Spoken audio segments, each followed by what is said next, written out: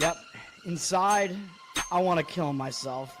We are on an 0-7 run over the last 2 days. After tonight was just complete bullshit.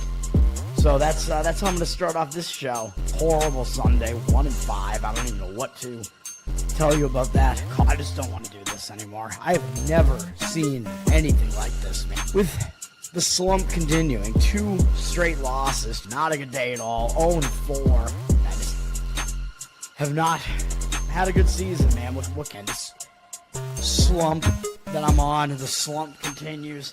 I've reached a new peak, actually. With I'm gonna burn my Bruins hat, man. I don't know what is going on with the Bruins.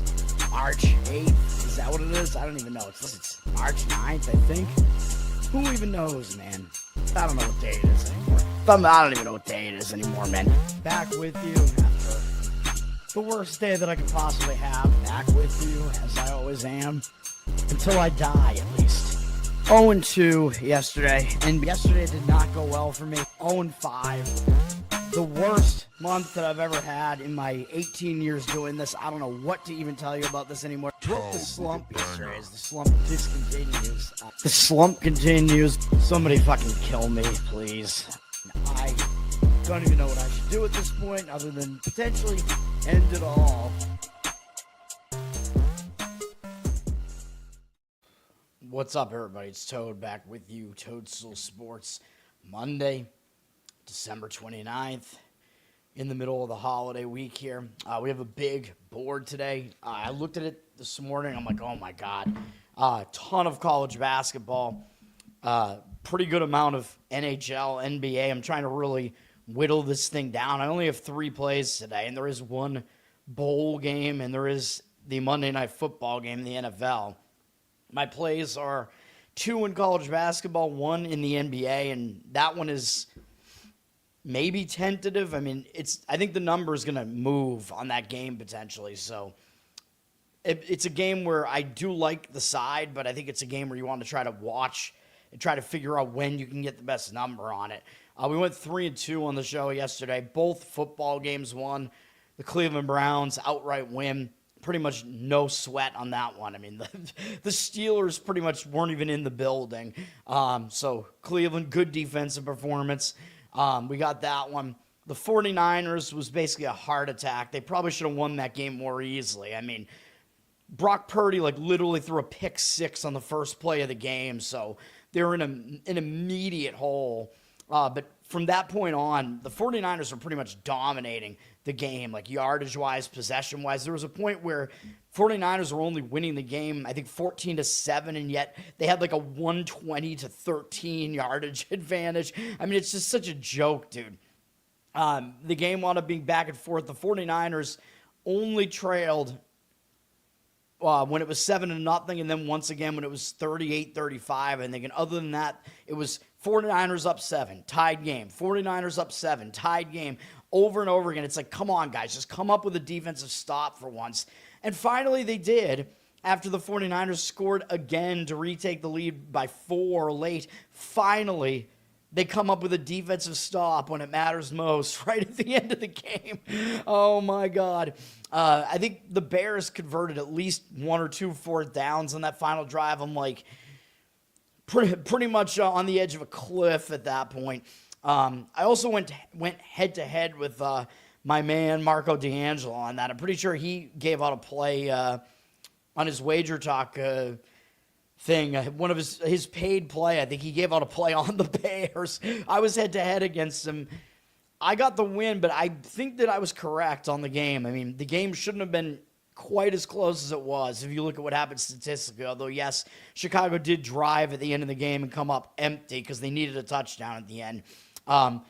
That's 2 times recently that Caleb Williams has been in position to potentially have a game-winning touchdown in a crucial game like this and has fallen flat. So, yeah, I mean, I don't know what else to say about that. That game was crazy. The Bears don't have a good defense whatsoever. The 49ers defense is very, very injury-riddled. I mean, they don't have Warner or Bosa here, so it's, yeah, I don't know what else to say about that. And then we did get the win in the NHL. Easy win with the Pittsburgh Penguins. no sweat on that one either. They were out to a 4-0 lead and then won 7-3, I think was the final. Easy win there. And then we had college basketball did not go well. 0-2, which college basketball has been awesome this year, though, man. Like, if you count each one of my plays as being a 3-unit play, college basketball, we were up like 100 units on the season already until yesterday where we lost those 2 plays. But both of those plays, we were up against a hot shooting team, and the team that we had did not shoot well whatsoever. So that's just kind of the deal. I don't know. We lost some Winthrop. They lost by a decent margin. And then George Mason won and didn't cover, but they had 0 3-pointers in the entire first half. They were -8 in 3-pointers against, I don't even remember who their opponent was, but whatever it was. There's just no real coming back from that. George Mason's not really a 3-point shooting team, though. They're more of a paint type of team, but even still, it was still a bit of an outlier as far as those percentages were concerned. So there's nothing you can really do about that. It's just a loss due to some outlier field goal percentages in both games, and that was just the way that it was. Winning day anyway, and today we're going to have, 3 plays. Like I said, I'm really trying to narrow the focus here. But I hate days like this where it catches me by surprise, like, oh my God, oh shit, the board is massive here, and then I have to handicap everything, and it makes everything take longer. The handicapping takes longer in the morning, then this show winds up being longer. We can get into it. I don't like this at all, though. Jeffrey, what's up? Thanks for hanging out. 3 Big Ten games. Not conference games. The only conference games today are in smaller conferences. Mr. Pinsey, what's up, man? All right. College basketball, it's almost like for speed's sake, I almost don't want to talk about most of these games here because they're almost all mismatches. Like I said, full conference play has not started yet. The power conference teams are not in conference play yet until, I believe, in their next game. We do have the smaller conferences are playing conference games today, though. If you want me to talk about some of these other games, I guess I will, but I'm trying to do this for speed, man, because there are a lot of these games that I just have no interest in. They're major mismatches. The situation doesn't really line up well.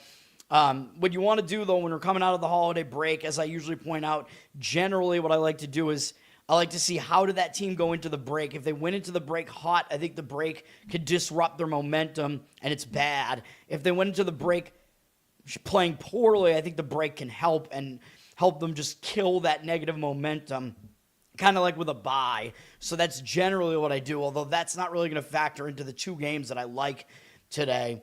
We do have some bigger conference teams that are playing. Illinois is playing Southern on the Big Ten Network at 3 p.m. Not a Big Ten game, but it's on the Big Ten Network. And Illinois is a Big Ten team, but, obviously this is a huge mismatch, although Southern is actually one of the better teams in the SWAC, which is one of the worst conferences.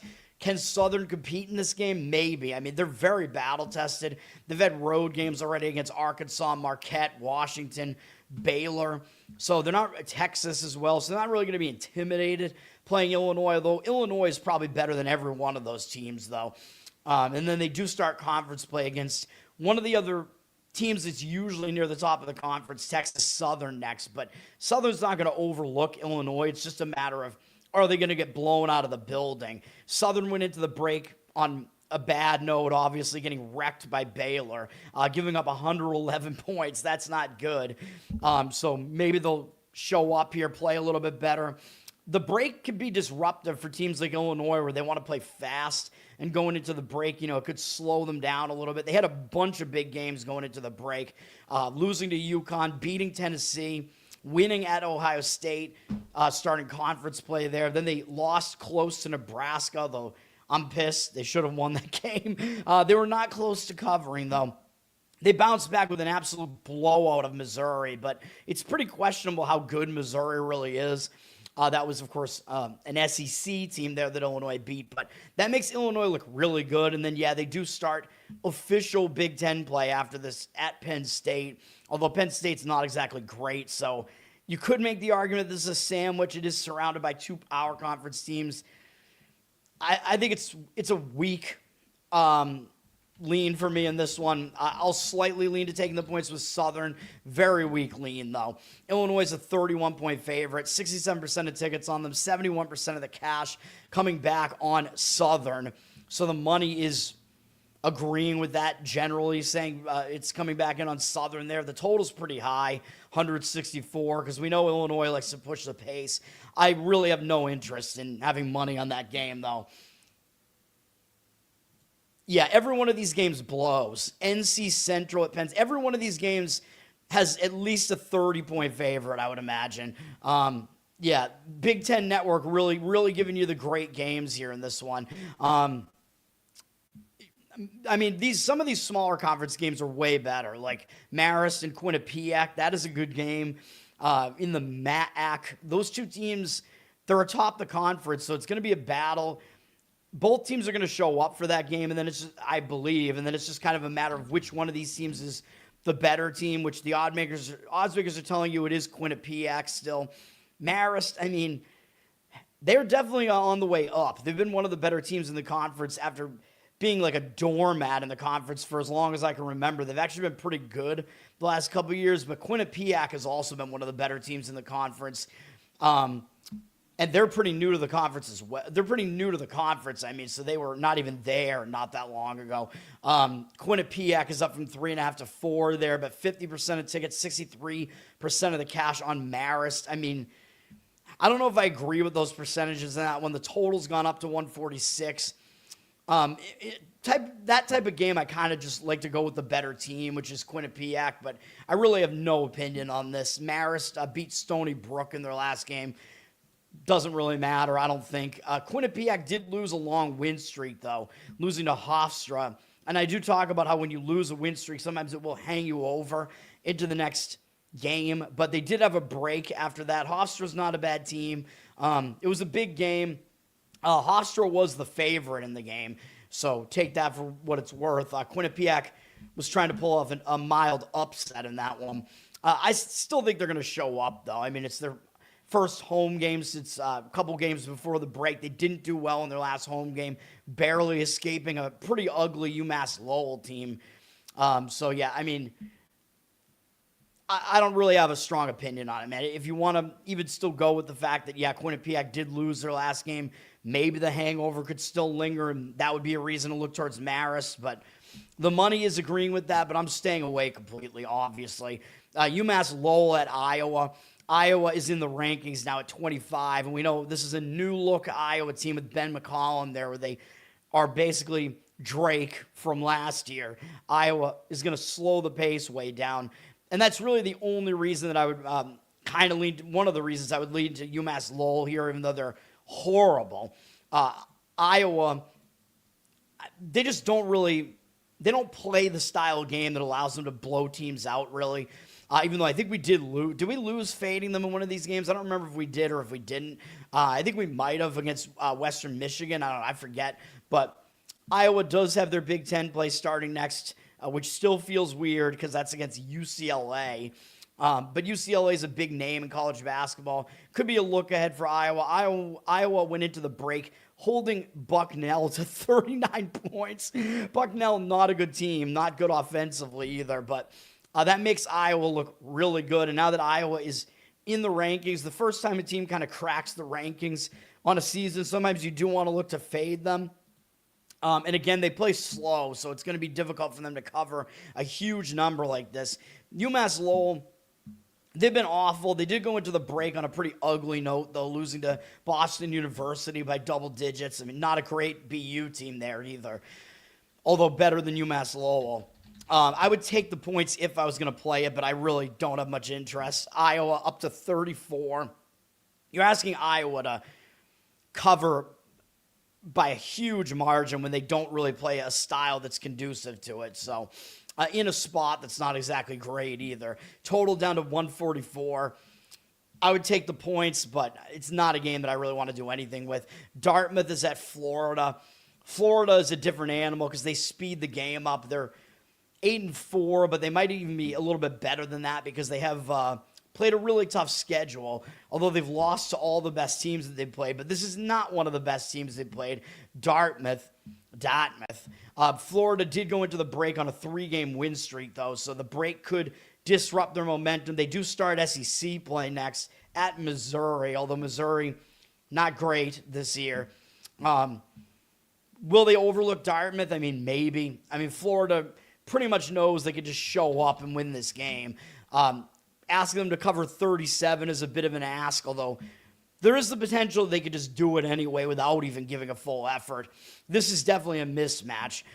Total is up to 159.5. I'm less like one of these mismatches that I talked about already that I think is probably the best one so far is fading Iowa just because they play so slow, but Florida does not do that. Florida wants to go fast. So they have more of the potential to blow their opponent out, even if they are in a potential look-ahead spot or whatever you want to call it there. That's on the SEC Network at 6 p.m. We have Michigan and McNeese. This is interesting because I just remember, I think 2 years ago, the first year with Will Wade, nobody knew how good McNeese was at that point, and McNeese actually won outright as an underdog at Michigan, and I actually had a winner on that one. I don't remember if I was doing my show yet at that point or not, but that was one of my favorite wins that I had over the last couple of years because, I don't know, it felt like I knew something, I was on to something that people weren't on to yet. It felt like discovering, a band, like an underground band that nobody knows about yet. It was the hipster play on McNeese there. I think they were probably about an 11-point dog in that game. Michigan wasn't great that year. Michigan was in a horrible spot, whatever it was in that game. And McNeese was just totally under the radar and hadn't been discovered yet by everybody. So that was fun, getting that win with McNeese. This is not really the same type of thing this time, though. McNeese, of course, Will Wade moved on to NC State. McNeese is still really good in the Southland. They're probably not as good as they were the last 2 years. Michigan is on the rise. And, of course, back then when Michigan lost to McNeese, Michigan, I believe, still had Juwan Howard, I think, was still their coach. Not a good situation there. Michigan under Dusty May looks like, they're on the rise, obviously. They're one of the best teams in college basketball right now. I would not really want to jump in on McNeese in this game, although if you force me to give a lean, I might still say that would be the way that I would lean. McNeese did go into the break on a good note. They haven't played for 2 weeks, so that's not a great thing when you are rolling and then you have a 2-week layoff. So I do worry about that. Like, that might stall out their momentum a bit. But they're going to show up for a game against Michigan. It's just it might take a little while to shed the rust. Michigan actually played more recently, although Michigan, they're an undefeated team, and going into a break that's still over a week long could disrupt their momentum as well. They play USC next to start conference play. USC is in the rankings right now, and Eric Musselman led, or coached, I should say, USC team there. Michigan's a 23.5-point favorite here. The total's pretty high, 161.5. I think Michigan does like to play a bit faster these days. I'm not going to do anything with this game. I mean, I guess if you forced me to lean, I would have a slight lean towards the dog. I mean, that's just kind of my default if I don't have a better way of looking at the game. But that's not good enough to put money on it, Saab, what's up? Thanks for hanging out. Welcome back. Glad you're alive. We have Cornell at Michigan State. This is a game where I actually don't love the underdog that much because Michigan State went into the break, I would say, on a pretty ugly note, as they didn't play well against in-state little brother Oakland. Barely got by Oakland. I believe that was not at Michigan State's home arena. I believe it was in Detroit. So Michigan State still got the job done, but not the greatest game for them. Yes, they do have Nebraska up next, starting official Big Ten play, and that is a huge game, so it could be a look ahead. But Michigan State played pretty poorly in that game against Oakland, so I could actually see them coming out with a little bit more intensity in this game because of that. Cornell, they didn't play particularly well either against Albany in their last game. Albany is very bad. Cornell probably should have won that game more easily, so I expect Cornell will try to show up in this game as well. Going on the road to face Michigan State, it's probably the biggest game on their schedule all year for Cornell, so they're not going to overlook this game, obviously. So I actually still would probably lean to Cornell in this game now that I kind of dig into a little bit more. I'm not going to play it at all, obviously, but Michigan State's a 26.5-point favorite. Michigan State does play a bit slower, but Cornell wants to play fast, so this is kind of a collision of styles here as well. But if you're asking the slow-paced team, it's probably going to control the pace. Michigan State to lay a huge number like this in a questionable spot, I wouldn't want to do it. 50% of tickets, 97% of the cash on Cornell. I would lean that way as well, but it's not something that I want to do anything with at all. You're saying to lay the points with the Warriors. No Curry, is that true? I looked at the Warriors' injury report, and I didn't see. All I saw was that it's a Horford rest day. I mean, I'll talk about that when I get to the NBA, but yeah, I mean, I don't have a strong opinion on that one. Well, how do you have the info if it's not out yet? Yes, I agree the Nets are off of an upset, so I don't really love the Nets for that reason. Saab has some inside information here. I don't know what's going on. Saab, he's spying on everyone. He's spying on me. He's spying on Steve Kerr. I don't trust Saab, man. He disappeared for a week. I think he's a government spy, man. That's what I think. I took your place as the Nets whisperer, though. I didn't give out a play on it, but I gave out a lean on the Nets plus the points against Minnesota, I think it was, and I got that one correct. So I took your place there. All right. The Nets game today, I don't have a strong opinion on, though. Vandy is playing New Haven here. Vandy, I mean, another SEC network game. I mean, again, these games are all mismatches. Vandy went into the break beating Memphis, beating Wake. They actually bounced back because they didn't play well against Memphis. They beat Wake soundly, and they do start official SEC play next against South Carolina, and then Alabama. South Carolina actually not playing horribly this year. So, yeah, it's a spot where maybe Vandy overlooks New Haven, although Vandy, they're going to want to go fast here, man. The other problem with Vandy is, though, that they just went into the break undefeated. They're one of the few undefeated teams left in college basketball, and I don't like that when you go into. It's like going into a bye undefeated, man. You want to keep playing because it could disrupt your momentum. Are they going to lose this game? Obviously not, but will they cover a 41.5-point spread? I would guess no, but I think if you want to do anything with taking the points with New Haven here, I would actually say maybe you want to do it in the first half because you're looking at Vandy coming off that long layoff, so the rust could affect them more in the first half, you know what I mean? And they might pull away later, but it is a game where Vandy probably is not going to care about pushing the pace because Vandy does like to play fast. They're not going to need to here. New Haven, by the way, went into the break on an ugly note, losing 3 games in a row. I think we might have had a win on one of those with NJIT because New Haven had played pretty well, actually, against BC the game before that. But now they're having to go out on the road again here. It could be a bounce back for New Haven, but they're just completely outmatched in this game talent-wise, so that's what makes it difficult. That's one of the reasons it makes it difficult to handicap. Vandy's a 41.5-point favorite. The total's not high at 144 because New Haven likes to play really slow. Vandy is going to want to speed it up, but the odds makers are kind of telling you that they think that the game's not going to be that high scoring, so it's like maybe they even think that Vandy just doesn't really have an incentive to speed this thing up that much. So I would still lean towards taking the points, which, again, but that I feel like I'm a broken record because that's just my default, so whatever. Kyle, what's up, man? Thanks for hanging out. Yeah, Saab must be some sort of insider. I don't know what's going on. You want the Nets against Houston? For me, I mean, I think it depends on what happens with the Nets game tonight. I think you need to take into account what did they do in their last game before you look at the next game. Although, you could definitely identify things like this looks like it's going to be a bad spot coming up. And then if it plays out that way, then, yeah, definitely jump on it. Long Island is playing Georgia. I know, again, all these games are just boring, dude. I apologize. The schedule maker should apologize. Georgia is in the rankings at 23rd. They're looking pretty good the last couple of years. They're way better than Long Island, obviously. We don't I don't think I need to clarify that. But again, it's one of these spots where it's the last game before starting conference play. Georgia plays Auburn and then Florida in the next week or so. So kind of a look-ahead spot there. I mean, definitely a look-ahead spot, I would say. Georgia went into the break winning 5 games in a row. So, again, that might stall their momentum. They beat down one of their in-state little brothers in West Georgia. Not impressive because West Georgia is terrible, but still, they went into the break with momentum that might be stopped by having too much time off.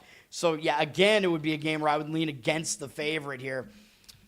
And I haven't gotten to any of my plays yet. I know my plays are in games that are back-to-back on the schedule, too. Georgia's at 31.5 here. Money coming in on Long Island for now, for what it's worth. 67% of tickets, 96% of the cash on them. The total is at an extreme 178 is the total in this game. Crazy high total, man. When the total's that high, you know, it's telling you something. The odds makers are telling you they think this is going to be a really high-scoring game. I think both teams play fast and or don't play great defense, but coming out of a long break like this, I worry about overs, man, because, again, with the rust, the offenses can start kind of slow coming out of the break, so I don't really love the overs in spots like this. You have a spy play for me.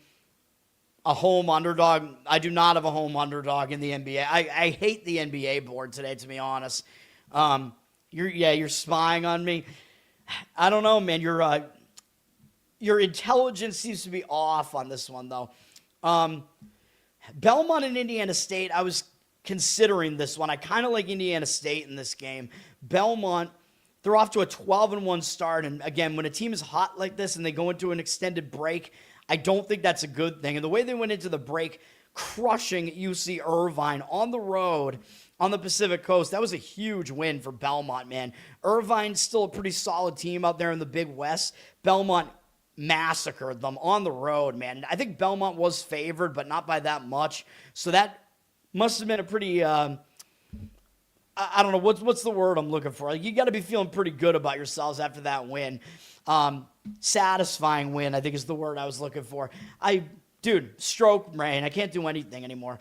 Now Belmont has this mediocre Indiana State team here, which, yes, I know it is a conference game, but Belmont's already 2-0 in the Missouri Valley here. Indiana State's 0-2 to start conference play, but I'll talk about them in a minute. Belmont has a huge game up next against Bradley.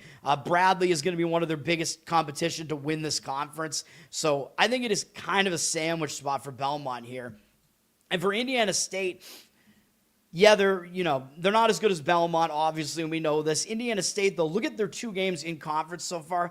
They lost to Bradley and they lost to Illinois State, and those are 2 of the top teams in the conference. They're both 2-0 in conference. So Indiana State started out conference play with a really difficult pair of games here. And by the way, Bradley, they lost by 9. They took Bradley into triple overtime in that game. So Indiana State played really well against Bradley. And then, it was kind of predictable that they had a flat spot after that, and they lost by 20 to a pretty solid Illinois State team. Coming off a triple OT game where they almost beat Bradley. I think they basically had nothing left. Now, after the break, I think they are going to show up for this home game against Belmont. Although I will say, Belmont, I believe, is actually the best team in this conference. If you look at like Ken Palm's numbers and whatever, I'm pretty sure he has them as the highest ranked team in the entire conference, with, I believe, Bradley second. So take that for what it's worth, I guess. But this will be one of Indiana State's most difficult games. Indiana State did play Duke earlier in the year, so that was obviously the best team they played, although their schedule's been fairly weak other than that. But they've had a strong slate of opponents since conference play has started. So I leaned to Indiana State in that one. I was considering putting it on my card. I'm not going to do it, but the line's already dropping from 8.5 down to 7 on Belmont here. So as I talk about, 7 is kind of a key number in basketball because teams stop intentionally fouling around that point because it's a 3-possession deficit there. 75% of tickets, 96% of the cash on Belmont. But yeah, I would take the points with Indiana State in that game. Yes, you got to improve your spy system, man. You need some better intelligence sources, man. I don't know. I don't have any early picks. Genghis, what's up, man? Thanks for hanging out. I have nothing in the early slate, man. It's just it's a lot of mismatch games. I just don't love it. Oh, for March Madness, you mean like you want like futures from me? I thought you meant like the early board today. I misread that. Futures for March Madness. You know, Purdue seems to be pretty under the radar right now, man. Purdue still has a massive amount of experience, a ridiculously experienced backcourt. They're one of the only like power conference teams that brought back like multi-year, like 3 or 4 multi-year starters. So that's going to matter when it gets to March Madness. And now that they've basically, just because they took that blowout loss to Iowa State, it seems like nobody's talking about Purdue right now. And I know Purdue, they had that history of being really bad in the tournament, but they kind of busted out of that 2 years ago when they made the championship game. So I kind of like Purdue. I think they're kind of under the radar, and I think Houston is actually under the radar right now too. Like, those are 2 really, really formidable teams that people are just not talking about right now. Everybody's talking about Iowa State because of that win over Purdue. Everybody's talking about Duke, of course, because they're always up there. Michigan, Connecticut, you know, those teams. But yeah, I think Purdue, Houston, those 2 teams are kind of being a little bit overlooked right now. And to me right now, it's a cluster, like amongst like the top 10 or so teams. Like, there's no real, it's not like last year where everything was like massively top heavy. I think this year I'm seeing like maybe almost even like a dozen teams that I could see potentially being the champion this year. So it's kind of crazy, man. You put in the Warriors just because of Saab. Good luck with that. I have not seen anything about the Curry thing yet. I just know that Curry's brother is still on the injury report. Oh, the Pelicans against the Knicks. I lean that way, but it's not a play that I have. Thank you, Kyle. Thank you, Genghis. Yeah, hell yeah. Dude, I might start doing bracketology stuff, man, because I put out like a bracketology spreadsheet and nobody seems to really care, but I try to do my own bracketology. I think I'm pretty much like close to as good as Lunardi and whatever. I mean, we have all these sources out there now where you can kind of figure it out, but I'm better because I go with like who I think is actually the best team in the smaller conferences rather than going with, oh, this team's just currently winning this conference. I don't do that. I try to predict who's actually going to win the conference. So I do stuff like that as well. Maybe I'll start doing those on like Sundays or something. I didn't do well in the tournament though. March this year was one of my worst months that I've ever had, which it's amazing that I've bounced back. Like, we've been so hot since September. It's been crazy, man. College basketball has been really good this season so far. Garrett, what's up, man? You hit on the 49ers. Caleb Williams over on his rushing yards. All right, yeah, McCaffrey destroyed that. Even though he was getting gassed, man, and they had to keep resting him. Huge game. That was the game where like all the overs were gonna hit, man. That was just bad defense on both sides. You know, an injured defense on one side. No, I like the Pelicans in that game. The Knicks being great that has nothing to do with the individual game situation that they're in. I mean, that's just factored into the line. Everybody knows the Knicks are good. When they haven't played a conference game, yeah. North Carolina plays Florida State tomorrow. Florida State is not good, man. But North Carolina may overlook them. Who knows? Oh, Kyle and Tyson are your guys? Thank you, Mr. Pinzit. I don't want to start a cult here, man. I'm still a Christian. Don't worship me. Worship God. But hopefully I can give you out some good information here on this show, man. But I definitely appreciate it. Thank you, Mr. Pinzit. Kyle, yes, you guys are my acolytes. Kyle's an Kyle-lite. Yeah, you guys can send other people my way. Sometimes I get really angry on the show, and I'm a huge dick to people, though, just because I'm really stubborn when I disagree, so I apologize. It's the way that I am, man. All right, let's get to my actual plays. Man, this is going to be a long stream, but I appreciate all the interaction, man. And we don't have anything until the afternoon, so it's all right. First best bet. I'm trying to limit myself, man. I'm trying to go with the best. We're going to take Lipscomb again. One of the worst named colleges out there in college basketball, Lipscomb. But we're going to do it, man. Lipscomb plus 13.5 against Cincinnati. This is a weird game, actually. Just in that both teams are like mirror images of each other, even though Cincinnati is obviously the better of the two teams. But both teams are teams that play fast, but they're better on defense than offense, which is bizarre. It's like St. John's, basically, but Cincinnati is like an extreme version of that, where, first off, if you see teams that both play pretty good defense and they're both bad offensively, I mean, that to me right away has me kind of looking towards the underdog, because I'm like, well, if there's going to be less scoring, it's going to be a lower scoring game. That means the points are worth more. So we start looking that way. This total's not that low. It's at 152 because, yeah, these teams do play fast. But looking at the situation, I think this is a spot to go with Lipscomb. Lipscomb is on my good side right now because they covered for one of my plays against Duke not that long ago. They played pretty well against Duke. And that is part of the handicap here, is that Lipscomb, they're not going to be intimidated playing Cincinnati, man. I mean, look at the schedule Lipscomb has faced so far. Like, yeah, they're 7-5, but they had games at Vandy, at Belmont, where they only lost by 7. Belmont's pretty good. They played at Duke, I believe. Yeah, and that was the game where they covered for us. So they're somewhat battle-tested. So they're not going to be intimidated playing Cincinnati, man. And this is going to be a big game for them. Lipscomb went into the break beating some non-Division I team, which is what it is. I wouldn't say they exactly went into the break on a note that was so good that it's going to stop their momentum or anything like that. I think it's going to serve them well to have a game where they're going to step up for a game. They get to play a power conference team, and it's not a great power conference team in Cincinnati. Although I know Cincinnati's good at home. They're 7-1 at home. Cincinnati really has not played a difficult schedule, though. They had a decent win there against Dayton. They played okay in a loss against Louisville. They had a weird loss to Eastern Michigan in there. They lost at Xavier, who's really not that good this year. And they lost pretty badly at home to Georgia. Then Cincinnati, going into the break, as you can see right here, they had a huge comeback against Clemson, man, in the Greenville Invitational. Huge game for them against Clemson. Clemson obviously was the better team. Clemson was a huge favorite in that game against Cincinnati, I'm pretty sure. And Clemson was blowing them out of the building. They had a 27-point lead, and Cincinnati did not go away, and they put in a massive effort to come back in that game just to still fall short. That is brutal, man.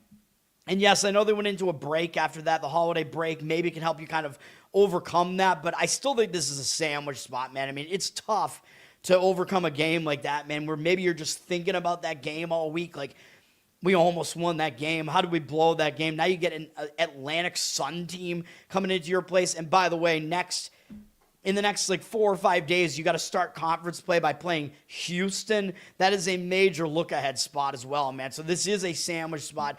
We are going to jump in and take Lipscomb in this one.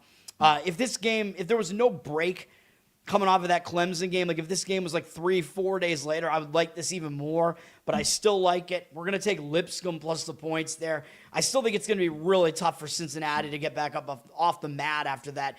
And Cincinnati's just not that good.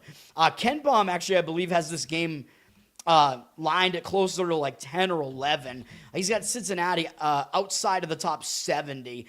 And again, really, really good defensively. This is like, Cincinnati is just such an extremely imbalanced team, man. Ken Baum has them in the top 10 defensively and outside of the top 200 offensively. So again, that's not a profile that you want when you're laying points either. A team that can't score and they play good defense. And yeah, they play fast, which is bizarre. He does have them as a very unlucky team, though. So as far as the luck index, yeah, that is a team that maybe usually you want to look to start having some positive regression, but in this case, I'm not going with that. Lipscomb is the more balanced team, at least. They're not as extreme between defense and offense. They're still a better defensive team, but I like a team that focuses on defense, getting points, man. And yeah, both teams play fast, so the tempo isn't really going to throw Lipscomb off or anything like that because they also like to play at that tempo. Lipscomb's just middle of the pack in luck, but Ken Baum does have them top 100 in strength of schedule. So Lipscomb has not faced an easy schedule so far. So yeah, we're going with Lipscomb in that one. No, I did not talk about the Penn State game. I mean, if you want me to, I will. But it's like, I don't have a strong opinion on that at all. All right, hopefully we can get this one. Yeah, Lipscomb is not bad. They're maybe the best team in their small conference that they're in there.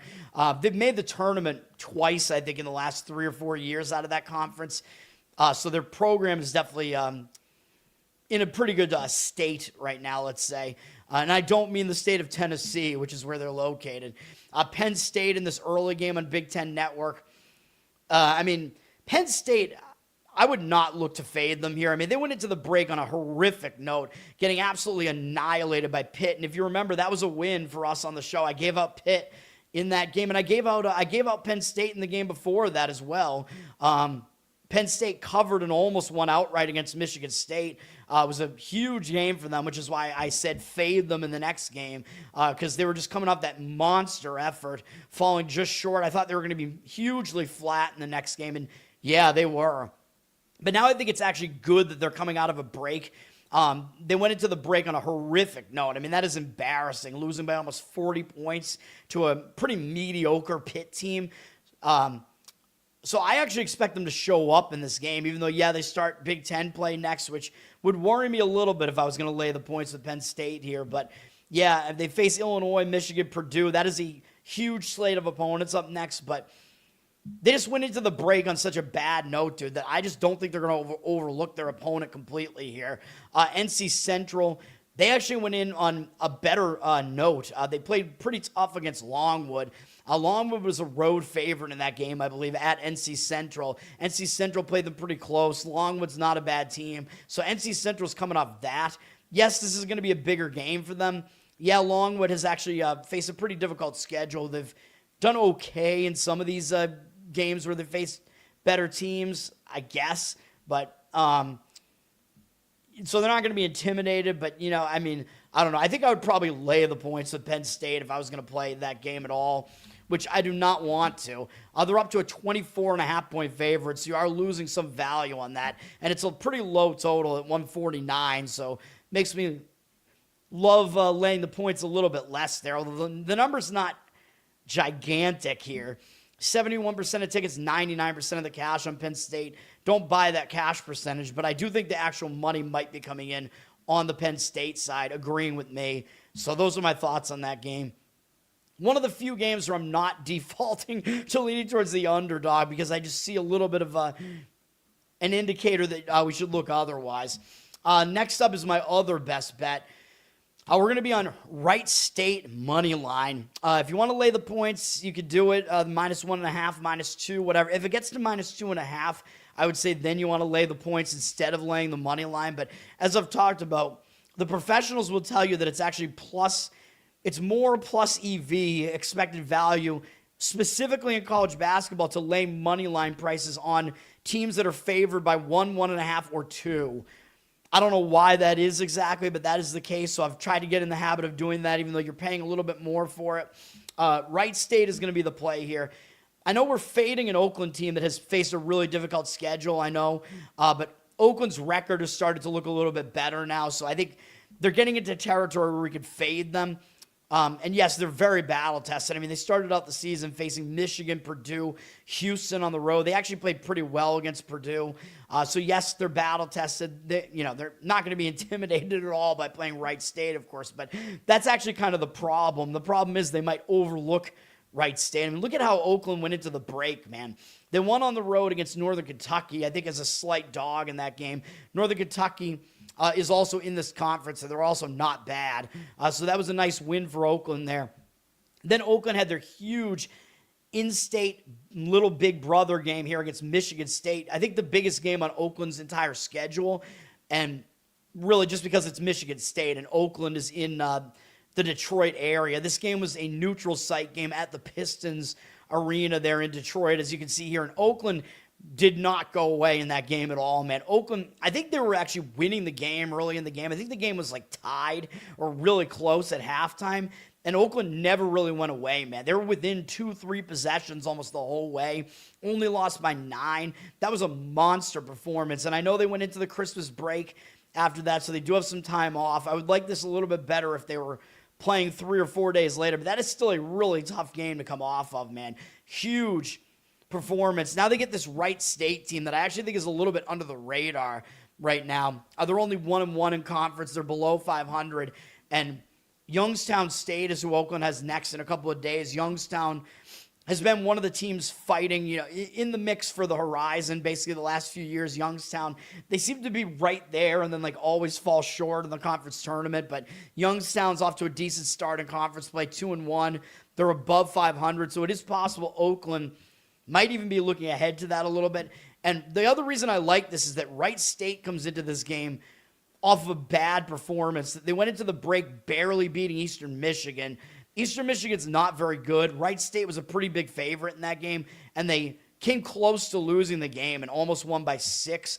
So only won by 6, excuse me. So I think that in a game like that, when a favorite doesn't really play that well, they actually tend to focus more and play better in the next game. So yeah, we're gonna we're gonna play Wright State on the money line. But dude, I apologize again because I look at these games. This is literally an hour ago I was looking at this game and the number was at 2 and now it's 3.5. I absolutely apologize, man. I mean, it seems like the money is agreeing with me. And in college basketball, professional money can come in on a game like this that the public is not looking at all. And the professional money is just going to come in and pound it. You know what I mean?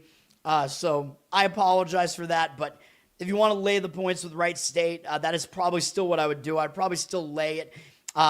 Probably wouldn't want to lay more than 3.5 on it, though. I think Ken Baum has this game at about somewhere around 3, I believe is where he has this.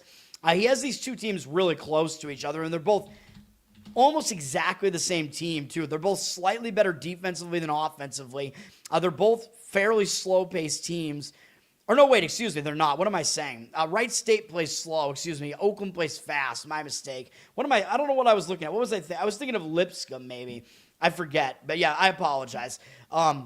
Oakland is actually way, way worse defensively than offensively. So actually, yeah, Oakland profiles as a team that you do want to fade more often than not because I don't like these teams that are fast and all offense and they don't play defense at all. And that is what Oakland is. They're also pretty high in Ken Baum's luck index at 60, whereas Wright State, by the way, is at 365. So he has Wright State as literally the unluckiest team in all of college basketball, I believe, right now, in all of D1, which means that Wright State is significantly better than their record looks. And he's saying that Oakland is actually worse than what they look like. So expected positive regression from Wright State, so I like that. Yes, Oakland has played the way more difficult schedule. I know that. Wright State's has been mediocre as far as difficulty.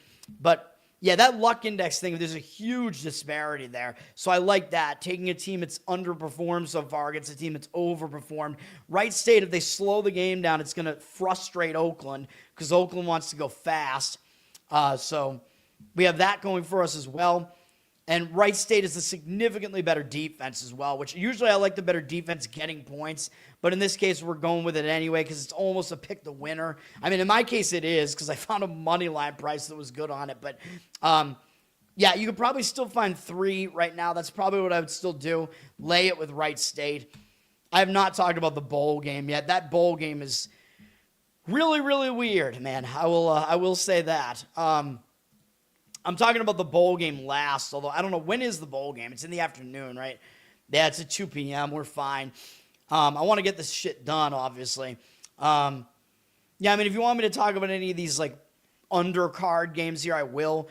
I felt like there was, one other game. I'm going to talk about the games where I kind of had, oh, this is interesting. Western Kentucky at Jacksonville State. I noticed this game because I'm like, oh, Western Kentucky, they just played really well against Tulsa. Tulsa's been on fire to start the season, even though I think Tulsa, they're not quite as good as their record looks because they face an easy schedule. But still, that was a big game for Western Kentucky against a one-loss Tulsa team. Western Kentucky fell just short. I think Tulsa was a small favorite on the road in that game, and Western Kentucky almost got the win. And that's how they went into the break. So it's a pretty difficult spot for Western Kentucky to come off that game. But then I looked at Jacksonville State here, and I'm like, oh, man. Yeah, this does seem like a football game, by the way. Western Kentucky, Jacksonville State, 2 of the top teams in the CUSA in football. But Jacksonville State, they're coming off a huge win themselves. They pulled off an upset at East Tennessee State. East Tennessee State was a big favorite in that game, man. Probably double digits. And Jacksonville State pulled off that upset. That was a monster upset. So that's the way they went into the holiday break. They could be in a bit of a letdown spot off of that. So I can't play either team in this one, man. And that's what I looked at when I saw this game. The money is coming in towards Jacksonville State, but I don't know, man. I actually think Western Kentucky is probably in the easier spot to bounce back from. Western Kentucky is at -3 here, 50% of tickets on them, 82% of the cash on Jacksonville State. I don't know. I slightly disagree with that. I just think the spot is worse for Jacksonville State, but I'm not going to come in and touch that one at all. What else do we have here? And again, if you want me to talk about one of these other games that I haven't talked about, I will. I feel like there was one other game that I noticed. Oh, it's later on in the schedule. I'll talk about it in a minute. We do have some other ranked teams here going up in the going up against bad teams in the late schedule. Here we have Iowa State ranked 3rd in the country against Houston Christian. Houston Christian went into the break on 3 straight losses, so they went into the break on a bad note, which I think is a good thing. It could help them disrupt their momentum, but Iowa State is just so much better than they are. Iowa State did go into the break on a really good note. I mean, they're still undefeated. So, again, you don't want to have a break when you're undefeated, man. I mean, it could just hurt your momentum. They start conference play next, although it is only against West Virginia, which is not the biggest of games. But if I was going to play it at all, I'd probably default to my love of underdogs and fade Iowa State here. They're down from 36.5 to 35. Total is actually surprisingly pretty low at 145.5, although I thought Iowa State liked to play fast. They do. They're in the top 100 in tempo, so interesting to see this total being as low as it is. Odds makers kind of expecting Iowa State to maybe not really push it in this game, which that is what you want when you're looking at when you want the underdog here. You don't want the fast tempo favorite to really have a reason to go all out in this game. And again, coming off that layoff, Iowa State could be a little bit rusty on offense coming into that one too. So that is that. Middle Tennessee is facing Houston. Middle Tennessee, I think, is a little bit down right now in basketball. I think they're really down in football, though.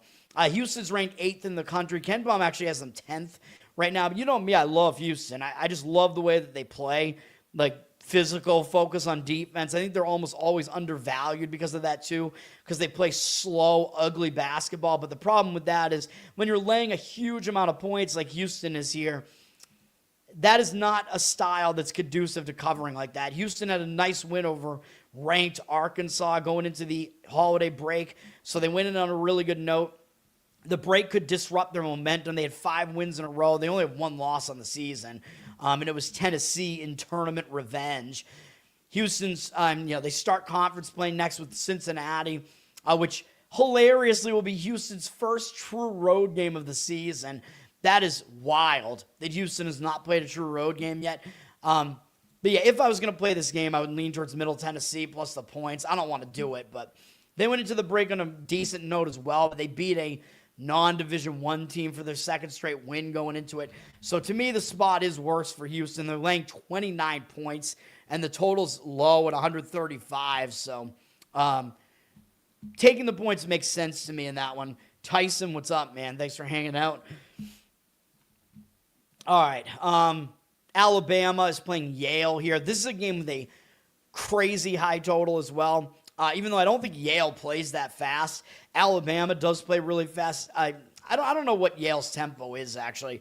From year to year, sometimes they get thrown off by, Yale is a slow-paced team, so the odds makers are kind of telling you they think Alabama is just going to control the pace here. Total at 175, ridiculously high total. Alabama's a 16-point favorite. Money is kind of coming in on Yale. I mean, Yale is probably the best team in the Ivy League for what it's worth, although Yale has faced a pretty weak schedule so far, man. 74% of tickets, 98% of the cash coming in on Yale. I don't know that I really trust Yale because, again, their schedule's been really, really easy. Alabama's a big-time step up in class for them, and it's a road game. The toughest road opponent they faced so far was probably Quinnipiac, which is not great. They won at Vermont on the road. They won that game by 37 at Quinnipiac, though. So, and Quinnipiac is a little brother to Yale. Quinnipiac is in Hamden, Connecticut, which is neighboring New Haven, Connecticut. So that was a big game for Quinnipiac, and they were horrible in the game. Yale's only loss was at home to Rhode Island. I mean, Rhode Island's not exactly a powerhouse. Yale now, taking a big-time step up in class here. Went into the break on a good note here, winning a whole bunch of games in a row, so that could stop their momentum a little bit. They're going to try to show up, obviously, for a game against Alabama. Alabama went into the break only on a 2-game win streak. Alabama does start conference play next against Kentucky, which that is going to be a bigger game. Could be cause for look ahead, but I don't know. This one, I don't love the underdog as much in this one. 72% of the tickets, 98% of the cash on Yale, but with a high total like this with Yale, I think really not having stepped up in class at all yet, I kind of worry about looking towards Yale in this one, man. Alabama actually has the worst record, although they're ranked. Everybody knows Alabama's faced a more difficult schedule, whatever, which of course they have. They've faced a pretty difficult schedule so far. So, yeah, I mean, to me, I slightly lean towards Alabama in that one, to be honest, but I don't want to do anything with it. James Madison is at Arkansas. Arkansas did just take that loss to Houston. It was a fairly difficult game. They lost by 9. The game was pretty much in hand for Houston down the stretch in that game, though. I think Arkansas closed the gap a little bit late, but Arkansas lost a win streak in that game, and they do have Tennessee up next. Yes, I know they're coming out of a break, which could help them kind of break that newfound losing momentum, but I do think this is a pretty major look ahead to Tennessee. I don't know that they really have full focus on a JMU team that hasn't been that good this year. It's not JMU football here, although James Madison's been decent in basketball the last couple of years too. James Madison's coming off losing to Georgia Southern. I think Georgia Southern might have actually been a small favorite in that game, but JMU did go into the break on 2 straight losses, so the break might actually help them break that losing momentum. Yeah, I would lean to James Madison in that game, but again, not a strong opinion. The money seems to agree for now. 73% of tickets, 69% of the cash on Arkansas. They're up to a 24.5-point favorite in that one. All right.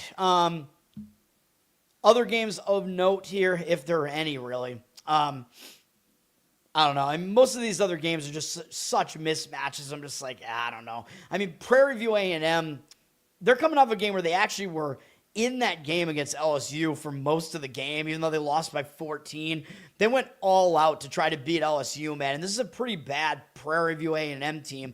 I know they've had some rest now, but they just might not be ready for it, man, for another power conference team. Texas A&M. Texas A&M is a little bit down this year, but what I'm not used to is the fact that Texas A&M actually plays fast this year, and I'm used to them playing slow, ugly basketball, but they actually play fast. They went into the break on a whatever note, beating East Texas A&M for their second straight win, scoring over 110 in 2 straight games. But this game, I would actually probably lay the points with Texas A&M or leave the game alone, even though A&M does start conference play next. Looks like the money disagrees with that. Texas A&M at 30.5. 50% of tickets, 70% of the cash on Prairie View. But Prairie View's awful, dude. They're one of the worst teams in Division I. I just don't know that they can put in another effort like that for another game, even though they did have a break coming into this one. Total's really high as well at 175, makes it easier, 175.5, makes it really, it makes it easier to cover as a big favorite there. So the Clippers, what did they do? They won last night. I don't remember what I thought of that game. I don't even remember what that game really was.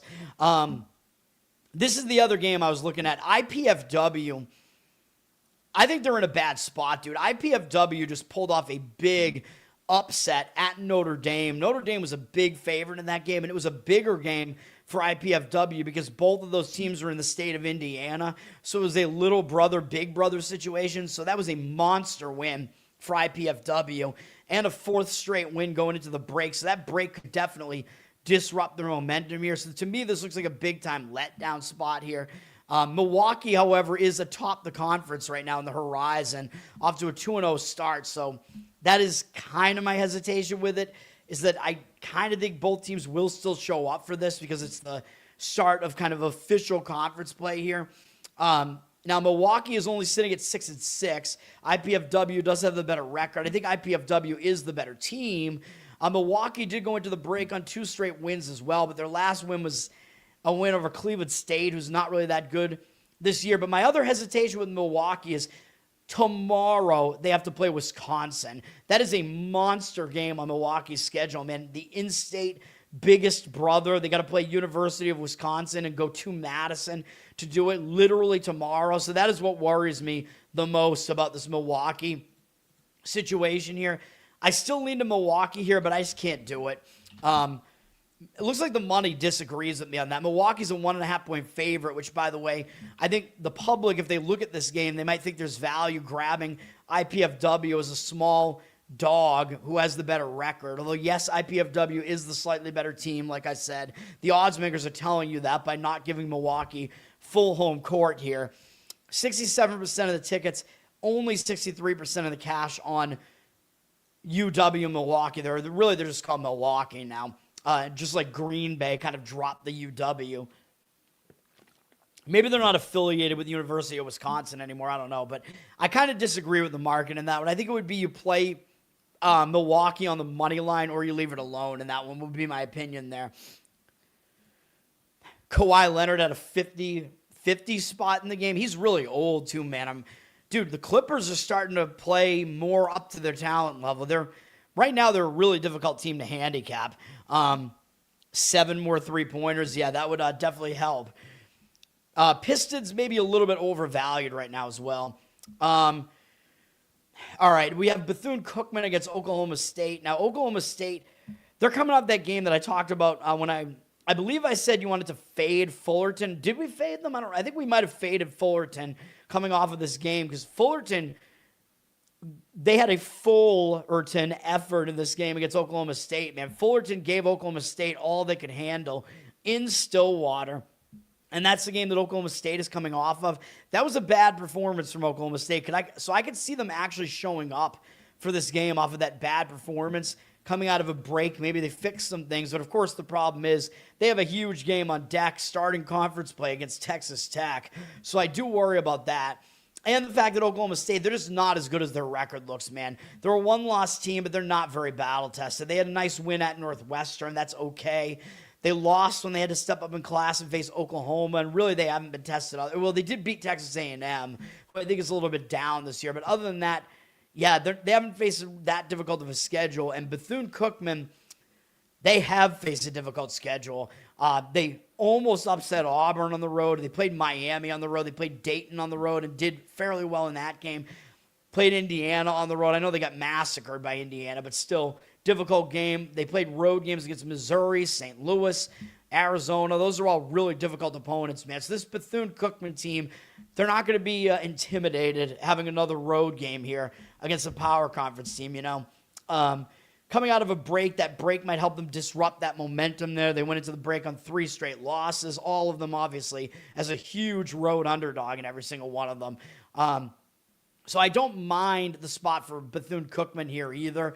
Probably that's the way I would still lean in this game, but I don't love it because I could see a scenario where Oklahoma State does actually show up after that lackluster game that they had. 75% of tickets, 98% of the cash on Bethune-Cookman, the other BC.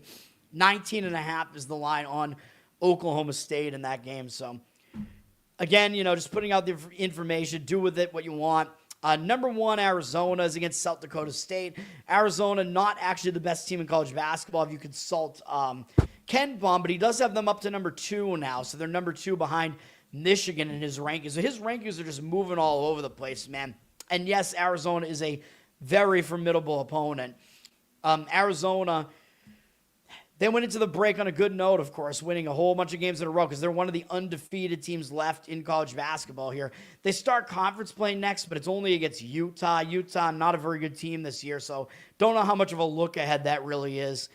For Arizona, they did go into the break on a good note, though, so that break could disrupt their momentum, which has been the entire season has been the momentum they have. South Dakota State, decent team in the Summit, really, although they look a little bit down this year. They haven't been that good against a mediocre slate of opponents, really. So they're really having to step up in class to play Arizona here, which I kind of worry about that.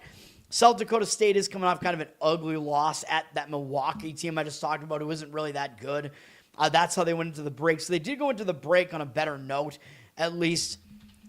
So, I mean, I probably would lean to South Dakota State here. This does look like a pretty strong market read, indicating that way for now. 57% of the tickets on Arizona, 86% of the cash, however, on South Dakota State, on the Jackrabbits, the Jack-Off Rabbits. So we will see what happens in that game. They jack off like rabbits. We'll see what happens in that game, man. Arizona is a 33.5-point favorite in that one. And they do play fast, so Arizona's more a style of team that it's more conducive to covering numbers like that. And then we do have kind of an interesting game, actually, between two power conference teams. I think it's the only game between two power conference teams, if I'm not mistaken. At night here, the late game, really strange. So the degenerate bailout special on Fox Sports 1 is between Big 12 Utah and Big 10 Washington. I'm never going to get used to that. This game is at Washington. Washington is obviously the better team here. Utah is really not very good right now. Even though they are a power conference team, Utah did go into the break beating Eastern Washington, whatever. They're not on a win streak, though, so I do expect that they'll try to show up for a game like this against Washington. They start conference play next against Arizona, but I don't really see them overlooking Washington. Washington's a decent team. Washington went into the break with one win as well against San Diego. They could actually have a bigger look ahead here because they play Indiana next to start conference play. And they might have more of a tendency to overlook Utah than Utah would have a tendency to overlook Washington, because Washington is the better team. They're a double-digit favorite here, 11-point favorite. The money is coming in towards the Utah side. 50% of tickets, 66% of the cash on Utah. I'm not going to disagree with it. I would lean that way, but I don't really have a strong opinion on it. All right. Before I get to hockey, as I usually do, I got to clear my sinuses, as I usually do. We have a big hockey board here, so it's another long show for me today, man. I'm going to try to keep it under 2 hours, but give me a second here for a minute. I don't have any hockey plays today, though, even though the board is huge. I just really don't love it. 1 second, man.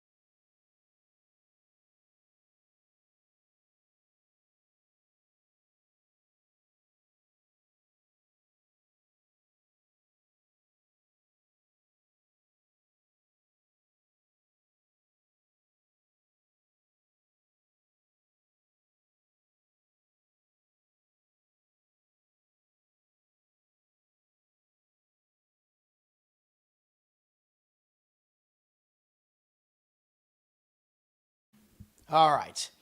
I'm pumping my nose full of drugs, man. Okay. NHL, which, I have a habit of being a completionist and talking about every NHL game. We have Columbus at Ottawa, starting out the board here chronologically. Columbus coming into this on 2 straight wins. They're also on a back-to-back. So they went into the Christmas break, came out of it, beat the Islanders yesterday. Now they have a single road game where they're going to Ottawa. I could see a scenario where this maybe is a little bit of a letdown spot. And they got New Jersey up next, so maybe a little bit of a look ahead as well. Maybe they overlooked this Ottawa team. It's been kind of mediocre. Ottawa did not play yesterday. They're coming off a tough game themselves, though they did lose to Toronto coming out of the break. Although it's a big game for Ottawa whenever they play Toronto. And they do have a potential look ahead to Washington next. So I just don't love this game for either side here, man. Ottawa is a massive favorite at minus 205, and the money is coming back on the Columbus side. 60% of tickets, 93% of the cash on them. I mean, given that Columbus is traveling with no time off, I don't really love that. But And the odds makers are kind of telling you something by lining Ottawa as this massive a favorite. It almost looks, to me, it almost looks too easy to take Columbus as a huge dog here. So there's something up with that. So I don't know. My read on this is a slight lean towards Ottawa, although you would have to like lay a puck line on that. The money seems to disagree. I don't love the game, obviously. Washington at Florida. Big game here. Both of these teams, pretty solid teams. They're both playing decent recently. Actually, Washington was on a 3-game loss streak. I forgot about that going into the break. The break apparently helped them because they beat New Jersey in overtime coming out of it. I think my read on that game was that both teams are actually in focus spots, so it kind of showed as the game was close and went into overtime 2 days ago. Now Washington's going to Florida. The win over New Jersey is big, but they're not going to overlook Florida, even though they do have the Rangers next, and the Rangers did just embarrass them at home going into the break. But you know, you don't want to overstate the revenge aspect. You know what I mean? Like, I doubt that they're going to overlook the 2-time returning champs in Florida. You know, so I expect they will show up. I think the fact that they broke that losing momentum might help them, even though that was a decent win for them. For Florida, Florida's coming in off a loss to Tampa Bay. Difficult game. I think I did lean Tampa Bay in that game, so I was correct in that game.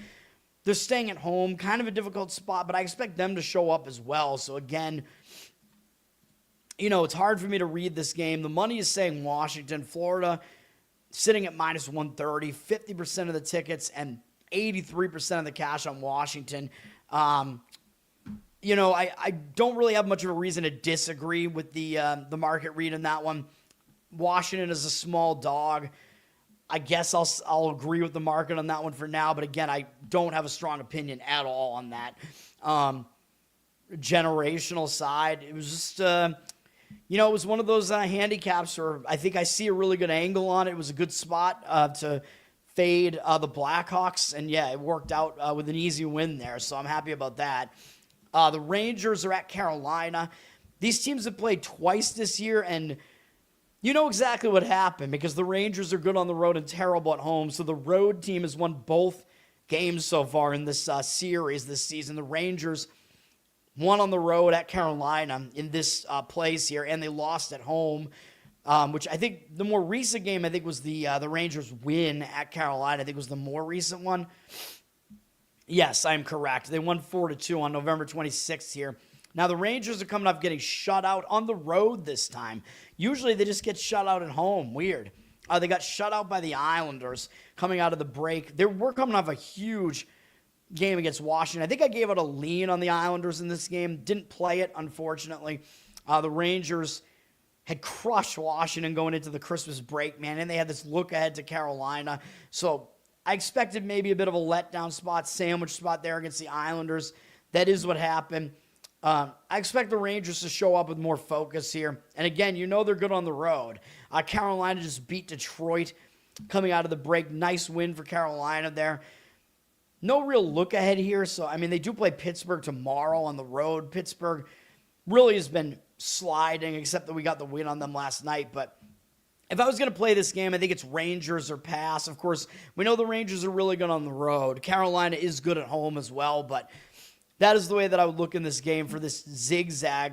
Well, not even a zigzag, but because the Rangers won on the road in the most recent matchup between the two. But I look for the home-road dichotomy of the Rangers to continue here, and I think the spot sets up a little bit better for them as well.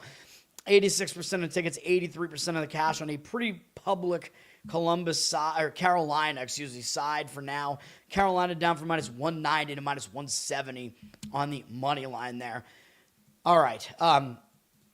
So, yeah, slight lean for me to the Rangers in that one on the money line. Or, well, the money line's probably so big that you could do like a split bet and make your own +1 puck line as well. Edmonton at Winnipeg. These two teams played not that long ago, and Edmonton won 6-2 at Edmonton on December 6th. So maybe there's a little bit of a zigzag component here where Winnipeg makes some adjustments. I believe that was during the period of time where Hellebuck was injured for Winnipeg. I think he is back now. Edmonton had an ugly loss on Saturday, though. Talk about a zigzag spot. Edmonton had just smacked Calgary the game before that, and Calgary made the adjustments and beat Edmonton. So you could argue that Edmonton is going to be in a bounce back after that. Edmonton plays my Bruins next, who are just in an absolute death spiral right now. So I don't think they're going to be looking ahead to that. For Winnipeg, I expect Winnipeg to show up as well, but Winnipeg's coming up another overtime game. They did have a huge break for Christmas, came out of that, and they played a big overtime game, fell just short of Minnesota. It might be a little bit difficult for them to bounce back from that, although I don't expect Winnipeg to overlook Edmonton, though. Hellebuck is back. I don't know if he's going to play again, though, although he is a grinder, but is he going to play a 7th game in a row? I'm not entirely sure. Overall in this game, it's a very, very difficult handicap. Edmonton's public. They're up from minus 120 to minus 126. 71% of tickets, only 64% of the cash. So Edmonton is a public road favorite. The market is saying that you want to look towards Winnipeg here. Given how the spot sets up, I'm actually not so sure about that. I certainly don't want to do it, but I kind of lean in the other direction. I would kind of lean towards Edmonton in that game based on how the scheduling spot sets up, but I don't want any part of it. You got your car wash. Is that a euphemism for something? Or was it one of those car washes that have like the bikini chicks in the winter? Ooh. That's the type of car wash that you got to like, man. Buffalo at St. Louis. Buffalo somehow is just on fire right now, winning a whole bunch of games in a row, 8 games in a row, I believe. They just crushed my Bruins, which I'm not happy about. They're starting a road trip, and, I talk about how teams usually will focus to start a road trip, but in this case, I don't know because Buffalo does play Dallas next. So it is possible they overlook St. Louis here, man. As Buffalo's been beating mostly winning teams here, St. Louis is a losing team that they draw next, and now, Dallas could be a major look-ahead spot for Buffalo, potentially. For St. Louis, they did win against Nashville in their last game. They caught Nashville in a bad spot, but maybe that'll help propel them into this game. They do have Colorado next, though, so it is possible they're going to be looking ahead a little bit to Colorado. So I worry about it, for St. Louis as well. Generally, I think it's going to be easier for Buffalo to overlook St. Louis than the other way around, though, so I kind of lean against the market here as well. I would kind of lean towards the Blues again here, but I don't want anything to do with it. 67% of tickets, 97% of the cash on Buffalo. They're a road favorite here, up from minus 110 to minus 113. And again, unfortunately, all these games are stay-aways for me. Mother Nature's cleaning up the cars. Right now, my car has all road salt all over it, man, because it snowed. It is raining today, so actually maybe I should just take a drive just to let it rain the salt off of my car. Maybe I will do that, actually. Although if I do that, I'm going to be tempted to pick up some bad food because I haven't had fast food in a while. And we're just coming out of the holidays where there was some good food during the holidays, but it at least was a lot of it was homemade stuff, so it was not total trash. All right. Although some of it was certainly not healthy either. We have the Kings at Colorado. I keep talking about how the Kings are actually a pretty good road team this year. They're significantly worse at home for whatever reason. Kings did just beat Anaheim, who hasn't really been playing that well recently. That ended a loss streak for the Kings. Could give them some momentum coming into this game, and they're not going to overlook Colorado. It's going to be a big game for them. LA does play Tampa next, but this is a big game against Colorado. Colorado, they're the best team in hockey, though. Colorado escaped against Vegas, which, for Dirty Sox purposes, I did not say to play Colorado on the money line in that game. I'm just saying Colorado got really lucky to win that game. Vegas was winning that game 4-2 in the third period and winning by 1 goal. They were winning I believe Vegas was winning 5-4 in the final minute and a half of regulation in that game. Colorado got really, really lucky to send that game into overtime and then win the game. Vegas should have won the game. Colorado escaped with a win in that one, but that was still a big win. Vegas is a pretty good team, so you could definitely argue this is a bit of a letdown spot for Colorado, but they don't have anything in their next game. They're playing St. Louis, which who cares, really? So this game, it's another game. It's difficult for me to predict, but I would probably lean towards LA if I was going to do anything with it. Colorado's up to minus 230 on the money line.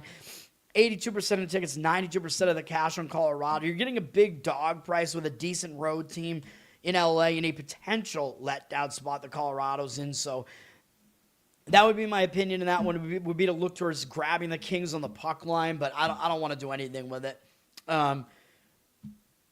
You like Chipotle? Chipotle is all right. I mean, it gets kind of a bad rap. They have decent ingredients. I mean, it's a little bit expensive for what it is. I mean, you can find some ways to kind of hack their menu to make it a little bit less expensive, but I don't even really do that. I like to get the bowls at Chipotle, usually like a rice bowl, rice, beans. I vary it up, get one of the different meats every time. I like to load it up. I like to get hot salsa, which is actually pretty hot at Chipotle at some locations, and the pico de gallo because I need the texture as well. I get guac on that thing, shredded cheese, sour cream. I get like everything, man. Occasionally I'll get queso on it as well, just really go nuts, which of course is going to make it less healthy, but whatever, man. What can I say? I like queso. Nashville at Utah. Nashville just took that loss to St. Louis. It did disrupt a 3-game win streak for Nashville, so it's possible they're a little bit hungover just because they did lose a win streak, and they do have Vegas next. So, I don't know. Is it possible they don't play well here in this game, having to go into elevation? Yeah, it is possible that they take another loss here. Of course, Utah's going to be a favorite here as well. Utah, they haven't played since before Christmas, man. So even though they had a big game where they only lost 1-0 to Colorado on the road, they played pretty tough against Colorado. They've had a lot of time to kind of break free of that, not having played since last Tuesday, the 23rd. So they're in the much better rest position here. Utah is. The money is coming in on Nashville, but I would kind of slightly lean towards Utah in this one, but I don't really have a strong opinion on it. 75% of tickets, 94% of the cash on Nashville. I could still see the argument that Utah's still in kind of this like delayed hangover spot off of that game against Colorado, though. Like thinking about that all throughout the break, like what could have been. Utah down from -150 to -148. And I could see the argument that Nashville took an ugly loss to St. Louis and should bounce back from that. So I could see both arguments there. It's actually a really, really difficult handicap. What about soup? Do they have soup at Chipotle? I don't even know. Boston at Calgary. If I was going to play any game on the hockey board today, it would probably be to grab my Boston Bruins, where you got to think that they're going to give you some value at this point in playing the Bruins. They've lost 5 games in a row. They just had another horrible loss at Buffalo. They've lost 3 games in a row by 3+ goals. Something's got to give here, man. They're playing a pretty weak Calgary team. I know they play Edmonton again next, and Edmonton did just beat them on December 18th in Boston, but the Bruins, they can't overlook anybody right now, man. They're going to have Swayman back in net, I assume, for this game. I thought they were in a nice bounce back spot coming out of the break. I thought that break came at a good time, and they took an ugly loss again. Now, going further out, it might be like a reset going out to Western Canada. Basically, just forget about everything, man. Just focus on hockey and play a good game for once. And they're catching Calgary at a decent time because Calgary just upset Edmonton in the zigzag spot there. That was a nice win for Calgary, so big win. Could be a letdown for them. I don't really know how much focus they're really going to have against the Bruins. Up next, they do play a Philadelphia team that does have a better record at least, so this game would be Bruins or pass for me. This is one of my stronger opinions, but the market is all over Calgary in this game, and I have no idea why. The spot to me really, really fairly strongly indicates that, to look towards the Bruins as the dog here. 83% of tickets, 67% of the cash on the Bruins. So the Bruins look like a public underdog here. I don't understand that at all. Calgary up from -124 to -126. I'm staying away from it just because I don't like what the market looks like at all on this. But, yeah, for me, it would be Bruins or pass. And again, I think this is actually the strongest opinion on the entire hockey slate for me today would be to grab the Bruins as the dog. So I don't know what the market is doing there, man. We will see. I mean, I'm tempted to give it out as a play. It's just, I don't know. I'll stay away because there is still the potential that the Bruins are looking ahead to Edmonton, but we'll see what happens. I like the Bruins in that one. hopefully I'm right for my sake, because I am a Bruins fan, and I'm not happy about what has been going on with that team. Minnesota at Vegas, probably the best game on the entire hockey board here. Minnesota just had that overtime win against Winnipeg. Pretty good win, but I don't think they're going to overlook Vegas. This is going to be a big game for them playing Vegas. It's a big game for Vegas as well. Vegas is coming off that really, really difficult loss to Colorado, though. Losing in a shootout, that is a brutal way to lose that game, man, to Colorado. I don't think they're going to overlook Minnesota, but how do you get back up off the mat, really, after playing Colorado like that and blowing a 2-goal lead in the third period, blowing the lead with a minute and a half to go, and then losing in overtime? That is absolutely brutal for Vegas. So, yeah, for me, you got to lean towards Minnesota in this game. Vegas is down from -120 to -110 here. 67% of tickets, 97% of the cash in Minnesota. You know what? This is actually maybe stronger than Boston now that I think about it, because I'm thinking, well, the one thing is that Vegas probably shouldn't overlook Minnesota, and that's my one hesitation here. But the way that they came off of that game, yeah, I think it's got to be Minnesota or a pass. I do worry about Minnesota having played that overtime game in the last game, though, so I'll pass on the game. But, yeah, it's a pretty strong opinion from me on Minnesota in that one. And the money seems to agree with that one as well. San Jose is at Anaheim. San Jose, they just beat Vancouver. We got that win. That was a win on the show for us here a couple days ago. San Jose broke a 3-game loss streak with that. Now they're going down to Anaheim. They do have Minnesota up next. I don't really think San Jose is going to overlook an in-state bigger brother in Anaheim, if you want to call them that. So I think it is, maybe they have some momentum here after breaking up that loss streak there. Winning against Vancouver isn't really going to put them in a letdown spot, I don't think. I just don't really think they're going to be looking ahead to Minnesota, because I think they will focus on Anaheim. Anaheim hasn't been playing as well recently. They've lost 2 games in a row, but man, it kind of reached a really bad note where they lost 6-1 at LA, where LA is not that good at home.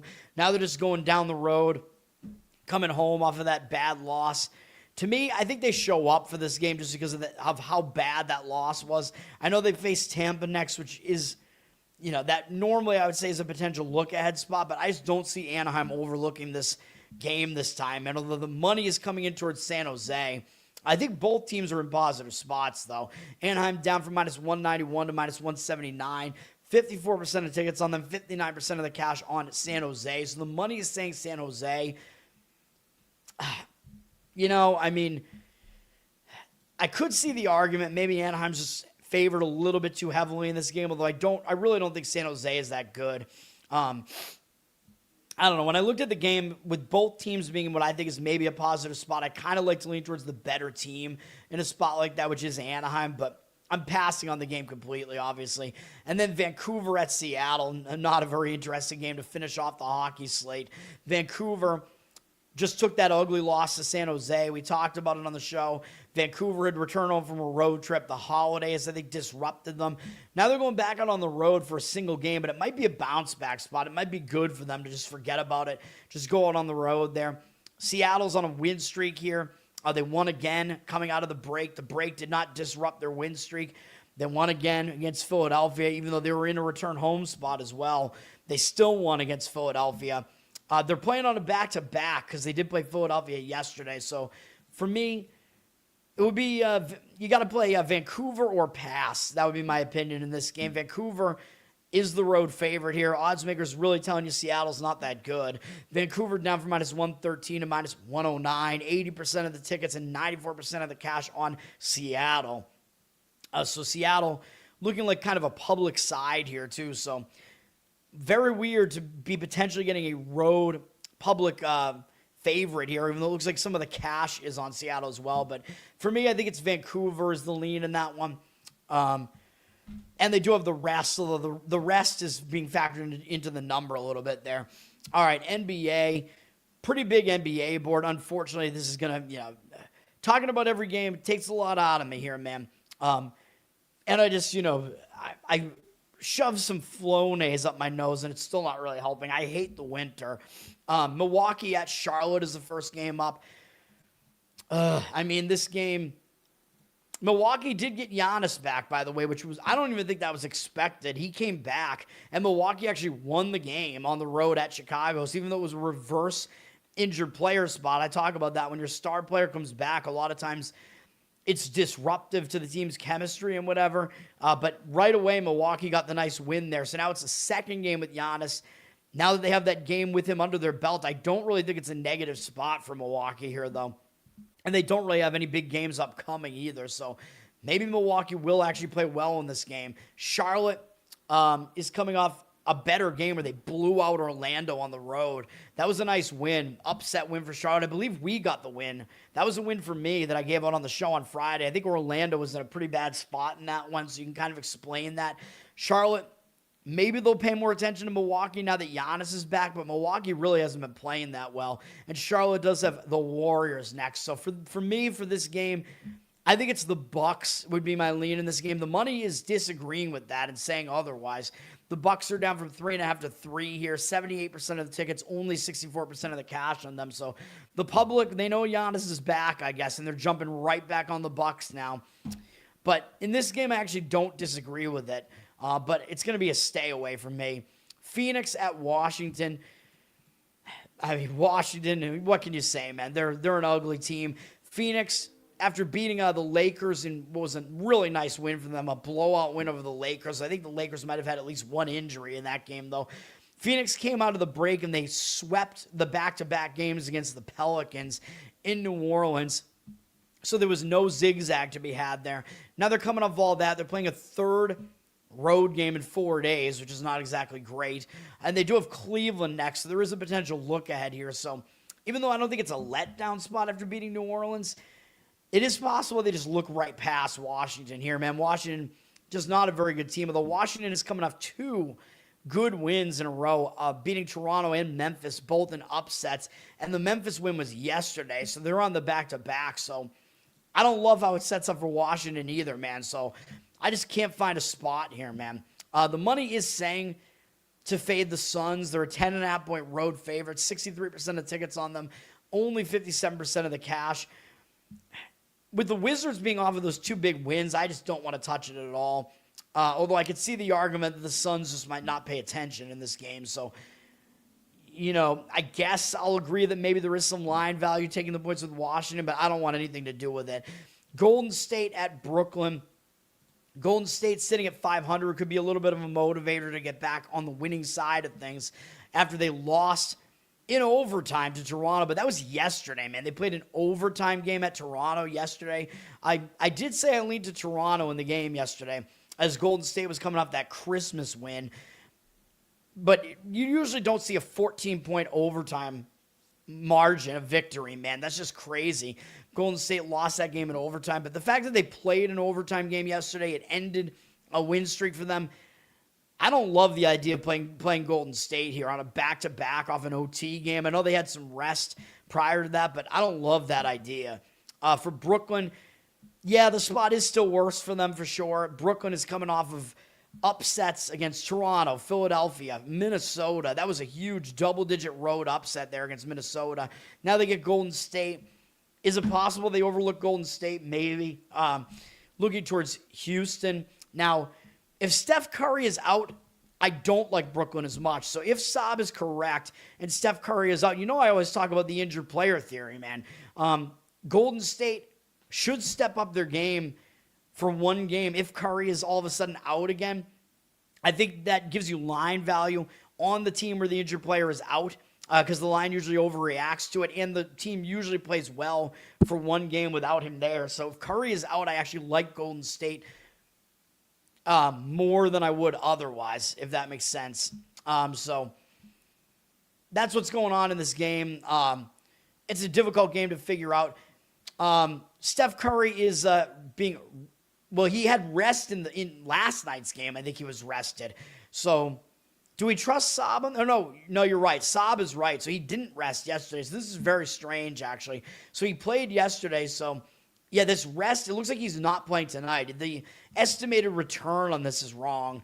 And then it should say the 31st, I think, like Al Horford. So it is a rest game. So it's not an injured player theory. it's expected rest for Curry and for Horford. So it might be a game where Golden State's just kind of like dogging the game here. You know what I mean? If that makes sense, where they just don't care about the game that much. But maybe the rest of the players will step it up, knowing that they have to play harder in those players' absence. It's a very, very difficult game to handicap, man. It really is.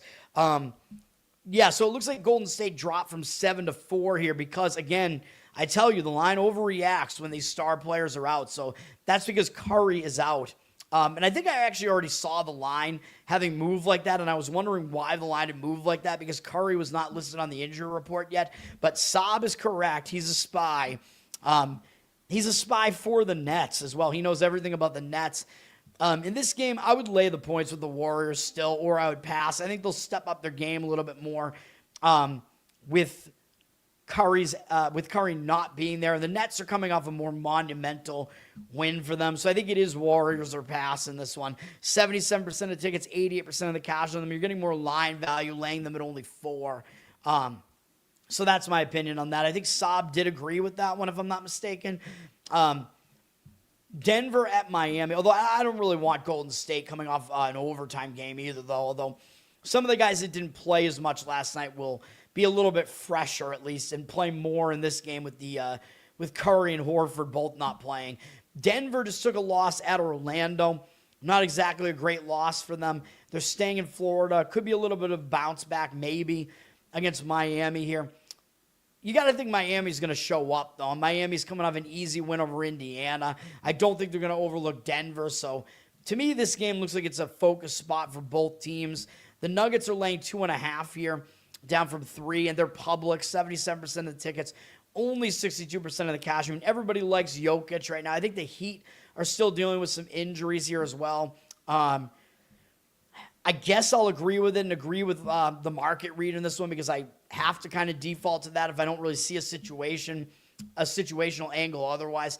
The Heat have been good at home, even though their record's not that good. They're 11-5 at home, although the Nuggets have been quite good on the road too at 12-4. For the injuries here, Adebayo, you got to see if he's going to play or not. Game time decision from him tonight. And Hero has missed almost the entire season, man. It was like he got hurt as soon as he came back. A toe injury shouldn't be that serious. I don't know what's going on. He needs to be a hero and come back. I need a hero to cover against the Nuggets. All right, whatever. I'm not going to play that game, but I would slightly lean to the Heat in that one.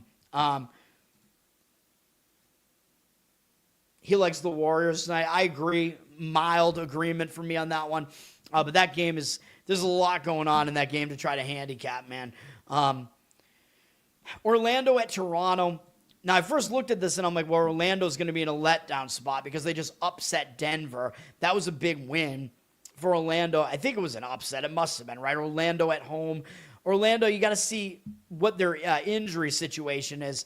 Now they're starting a road trip. Sometimes starting a road trip, you are focused, though, off of a win, but could be a letdown spot. But I don't know that Orlando is really going to overlook a decent Toronto team here to start a road trip. Toronto played last night into overtime against Golden State, and I know they're not traveling, but that was a big game for Toronto, man. I'm not going to say they're really going to overlook Orlando, but they do play Denver next. Coming off that huge overtime win against Golden State, the spot's not exactly great for Toronto here, man. Now, for the Magic, you got to see what's going on with their injuries here. Suggs and Wagner, both pretty key injuries. He's doubtful, so it looks like he's still not going to be back. Even though it looked like he might be back in the previous game, he's not back. Wagner has not been ruled out of this game yet. Wagner's only been out since the 21st, so looks like he's closer to coming back than... Actually, no, Wagner looks like he's out until January 9th. Never mind. So Suggs was closer to coming back, but he's still not coming back tonight. So you do have a thin Magic roster here again. So it is possible the Raptors do overlook them. But the money is coming in on the Raptors. The Magic are down from 2-1 here. 67% of the tickets on them. 65% of the cash on the Raptors. So the money is... The money is saying the Raptors, man. So take that for what it's worth. somewhat lean a little bit against them, to be honest. So I don't really agree with the market read in that one, but I'm not going to play the game at all, obviously. Kyle, yeah, thank you, sir. I've been a singer for almost my entire life, although my voice is not what it once was. I was a high tenor throughout high school and college. I was in like glee clubs, a cappella groups, a bunch of singing groups. I was the lead singer in some garage bands and stuff in high school. I have my own one-man project, like a MIDI project. Now I play ukulele, and I sing, and I do really stupid ukulele covers, and I do some originals still as well. I used to write more than I do now, although I did just write an entire album on ukulele, and it's actually easier for me to write ukulele songs because you just get the vibe and you just start going, man. With the MIDI, it's just so, it takes a while to like lay down all the tracks and stuff. So, but yes, I have a lot going on with my music.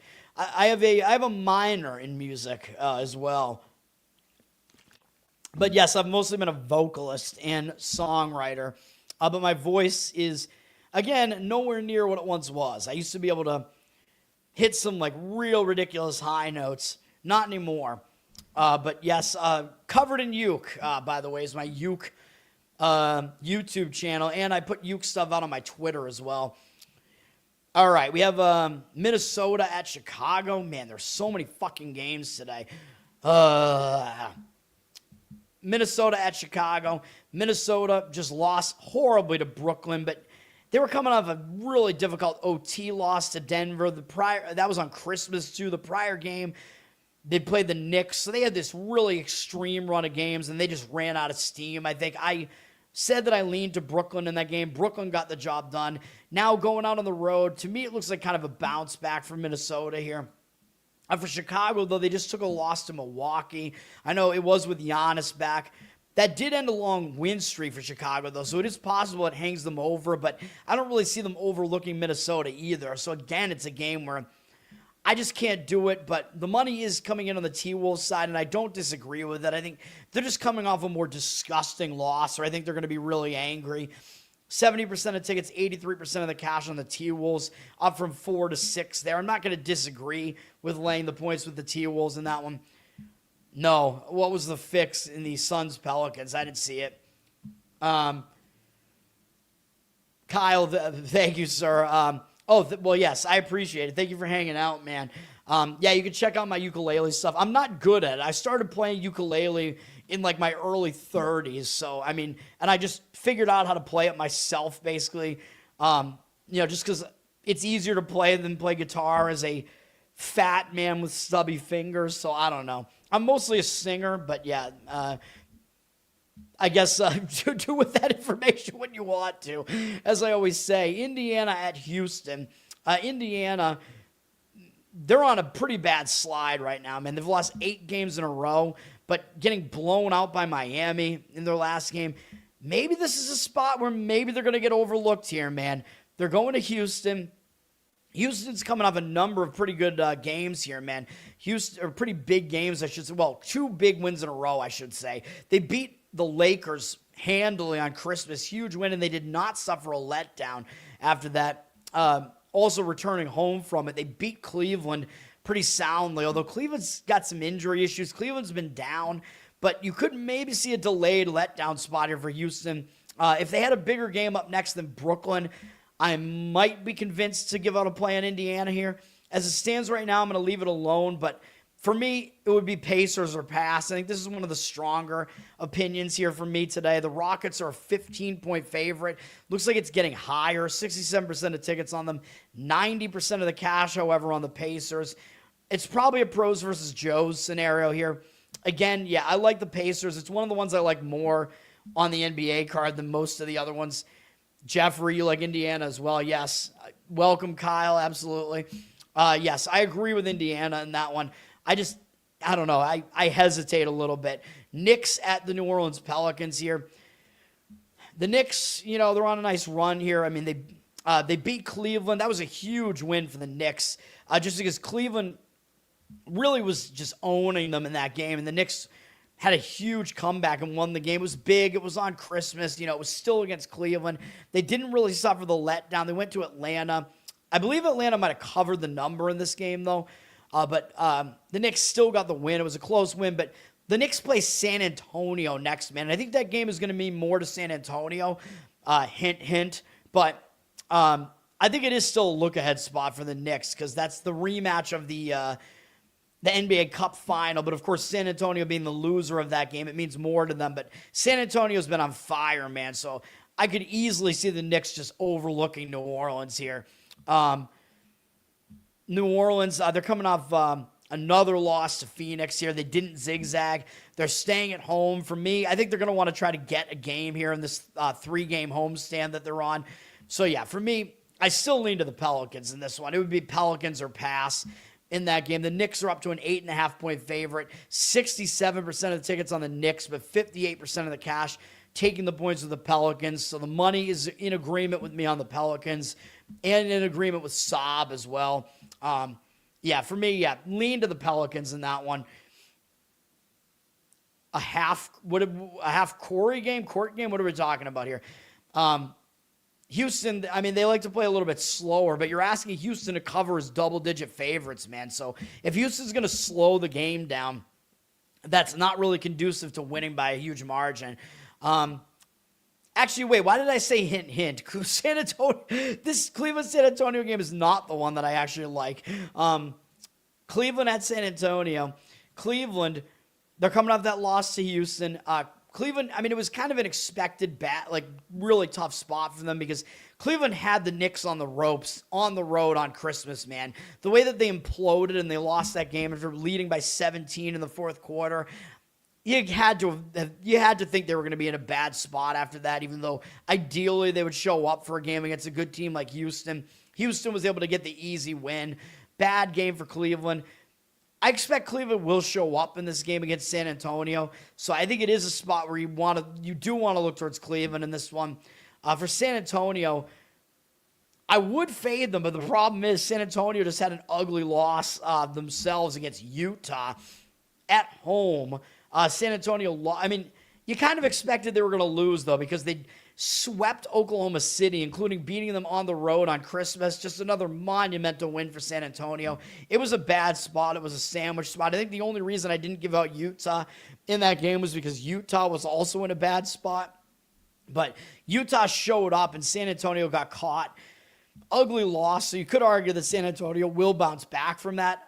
Although I think the more likely situation is that San Antonio will be hung over after losing a win streak like that. I think they're going to be looking ahead. I mean, that is a big-time game against the Knicks, man, where that's a game where I think revenge does matter, where they lost to the Knicks in the final, which was a win for us on the show, by the way, the NBA Cup final. Not that the NBA Cup really matters that much, but once you get to the final, it kind of does matter. So I expect them to be looking ahead to the Knicks here.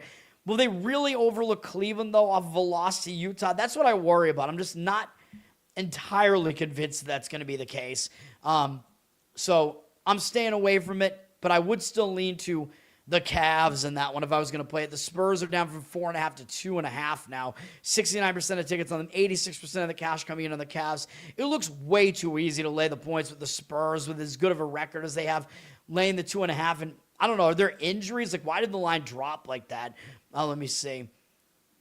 It looks like Fox is a game-time decision for the Spurs, so don't know if he's going to play or not. Maybe if he wasn't going to play, that would move the line like that. I'm not sure, but either way, yeah, for me it would be Cavs or pass the game in that one. The Cavs are still not as bad as their record looks, at the very least. However, the game that I'm going to give it a play on, process of elimination here, Dallas Mavericks is going to be the play. Oh, yeah, I should have best bets, just because it's the last one.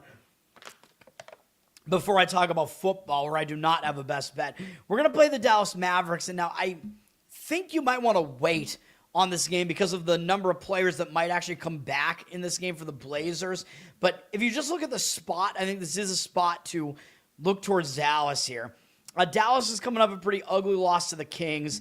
I told you that I leaned to the Kings in that game because Dallas had beaten Denver, and then they played on Christmas. They played pretty close against Golden State. A couple of big games, so I think they just fell completely flat. They had a bad game against Sacramento. I think now they're going to be in a bounce-back spot after that. They're going to try to salvage a game on this road trip, not go 0-3 on the road trip. So I do think you're going to get focus out of Dallas in this one, whereas for Portland, I know Portland's better at home. Dallas is not good on the road. I get that. But Portland's on a back-to-back, and they beat my Boston Celtics last night. And yes, it did break a loss streak for Portland. But that was a big win, man. Beating the Celtics. The Celtics are a solid team. Huge win, really, for Portland. It would have been even bigger if they had ex-Celtic Drew Holiday in the lineup there, which they didn't. But I'm going to talk about him in a second. Yes, that broke a loss streak for them, but I think it's more likely that they get caught in a letdown here, man. Back-to-back, and who do they play next? Oh, yeah, on Wednesday on NBA TV.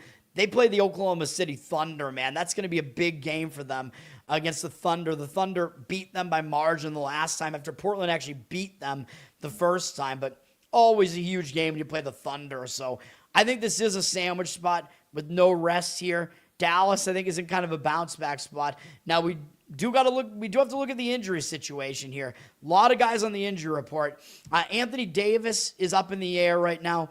I still like this whether he plays or not, though, because I just don't know how big of a piece he really is at this point with his old age here for Dallas. I'm fine with it whether he plays or whether he doesn't play. I believe he might have played in their last game too, or maybe he missed one game, but they're kind of just used to him being in and out of the lineup anyway. Now, what you do have to look at is the Portland Trailblazers might get back Robert Williams III, Jeremy Grant, and Drew Holiday all in this game. So this is something to really keep an eye on.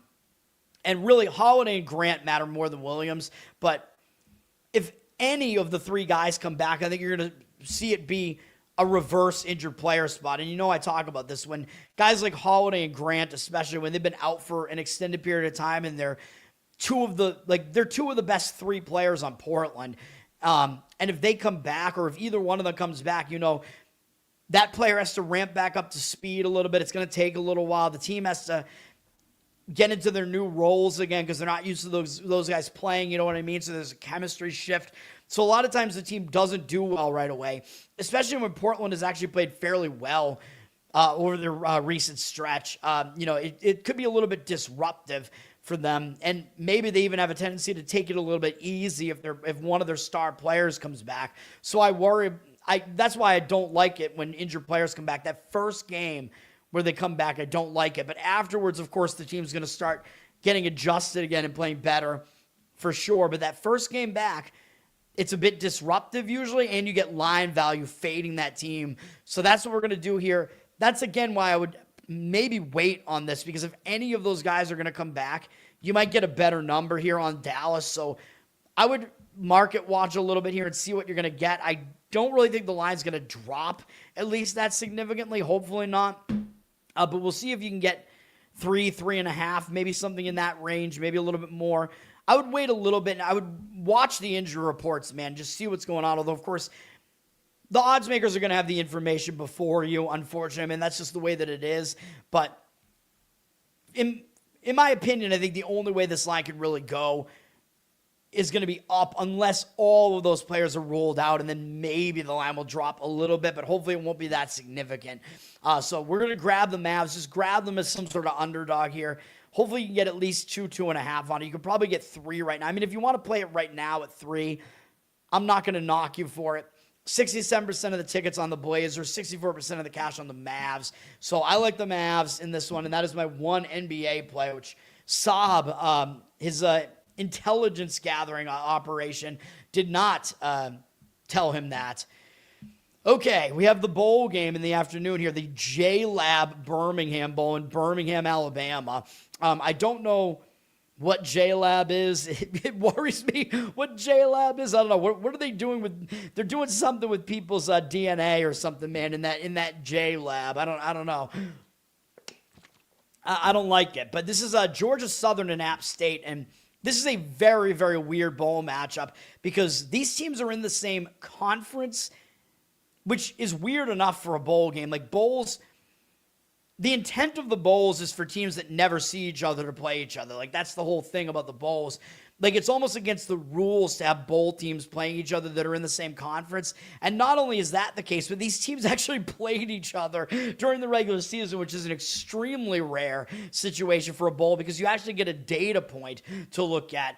But it might be a data point that you might need to kind of throw out, though. And we will talk about it, but this game is really difficult to handicap for me, man. So what happened was App State, they're 5-7, so they're not bowl eligible. But what happened is, of course, a bunch of teams dropped out of bowls, and it wasn't just Notre Dame. It was Kansas State, Iowa State, and I think there were some other like smaller conference teams that just backed out of the bowl games, which it sucks, dude, because you want the bowl to be like the reward for your team, but it's just a situation where now with transfers, NIL, bowls are becoming really meaningless, man. And bowls used to be fun. Like, they used to be kind of exciting where, oh, you're going to get like these players that want to go out with a bang, you know what I mean? For them, like, you would have teams that were disappointed and stuff, and that was always the way you had to handicap these. But now it almost becomes impossible to handicap the motivation in some of these games because of the opt-outs and stuff. So you got to look at all the opt-outs. So with App State, basically the NCAA called them and said, hey, you're a 5-7 team. We have a bowl spot available. Do you want it? And they said yes. So usually when you have a team like that that's 5-7, not bowl eligible, and they say, yes, we want to play in this bowl, that's all you need to know. Okay, yeah, they want to play in this bowl, and they're 5-7. Usually those teams show up with a lot of motivation, and the public doesn't want anything to do with that team because they're 5-7. They're the team with the worst record, whatever. Nobody wants that team. They're usually like the ugly duckling, and they play well in the bowl, and they usually, because they didn't even expect to be in a bowl, they're like, okay, we're excited now to be here. The problem is App State had already had a bunch of players opt out of this bowl. So if you look at it here, these are all the, so we see a few injuries on Georgia Southern, but Georgia Southern does not have any players that are opting out of this game, it doesn't look like. So Georgia Southern is basically, they're showing up for this game. They're basically fielding their entire team, even though they've played in a bunch of bowls recently. They're one of these, smaller conference teams. They like the bowl. They're showing up for it. The problem, Appalachian State, normally you would think, yeah, they're going to show up for a bowl where they get to play in the bowl totally unexpectedly. The problem is now so many of their players already opted out, including their top two quarterbacks. Well, one was Swan, although Swan was so bad that he lost the job to Cole. A.J. Swan and J.J. Cole, they're almost like the Watt brothers. So Cole became the starting quarterback, and he's opting out as well. So Appalachian State is basically down to a third-string quarterback in this game.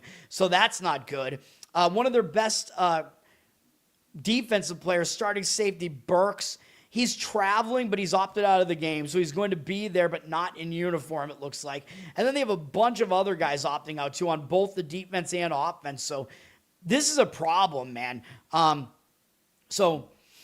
Yeah, App State, it looks like they're probably going to go with, we don't even know which quarterback they're going to go with. They have Gillen, who had 32 pass attempts on the year and wasn't very good at all. And they have, and he's a freshman, though, so he probably should improve at some point. And they might play him just to get him experience if they think he's going to be their quarterback next year.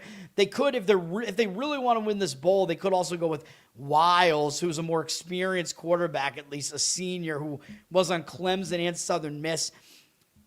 We don't know what's going to happen here, though. And also the head coach, Kenny Loggins, Kenny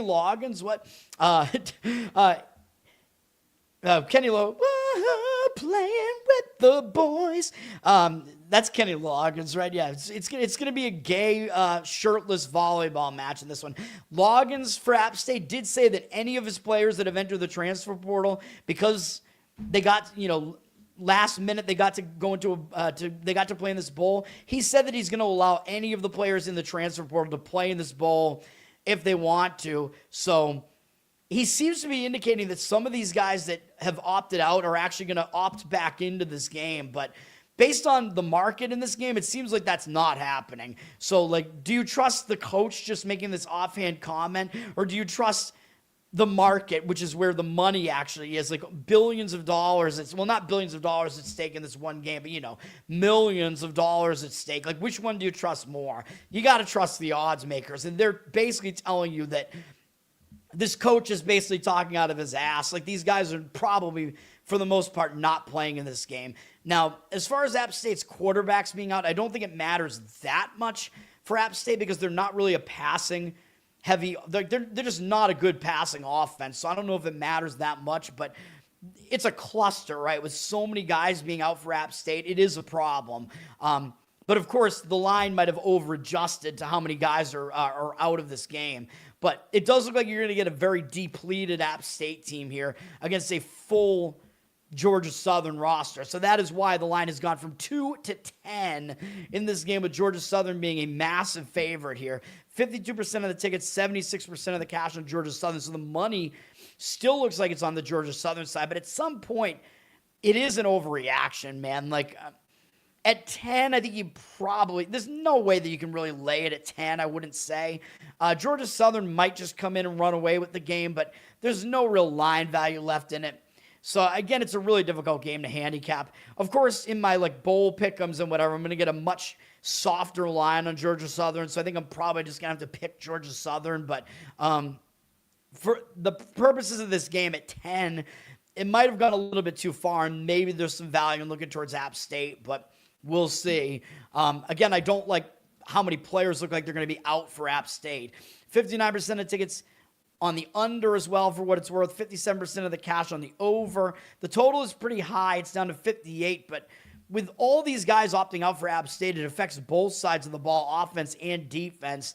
Georgia Southern is not exactly a defensive powerhouse, though, so, with a somewhat bad defense from them and a depleted defense for App State, maybe you do see a bunch of scoring in this game, but I just don't know exactly where the offense is going to come from for App State with these guys out. But it looks like App State will have at least somewhat of a rushing attack in this one.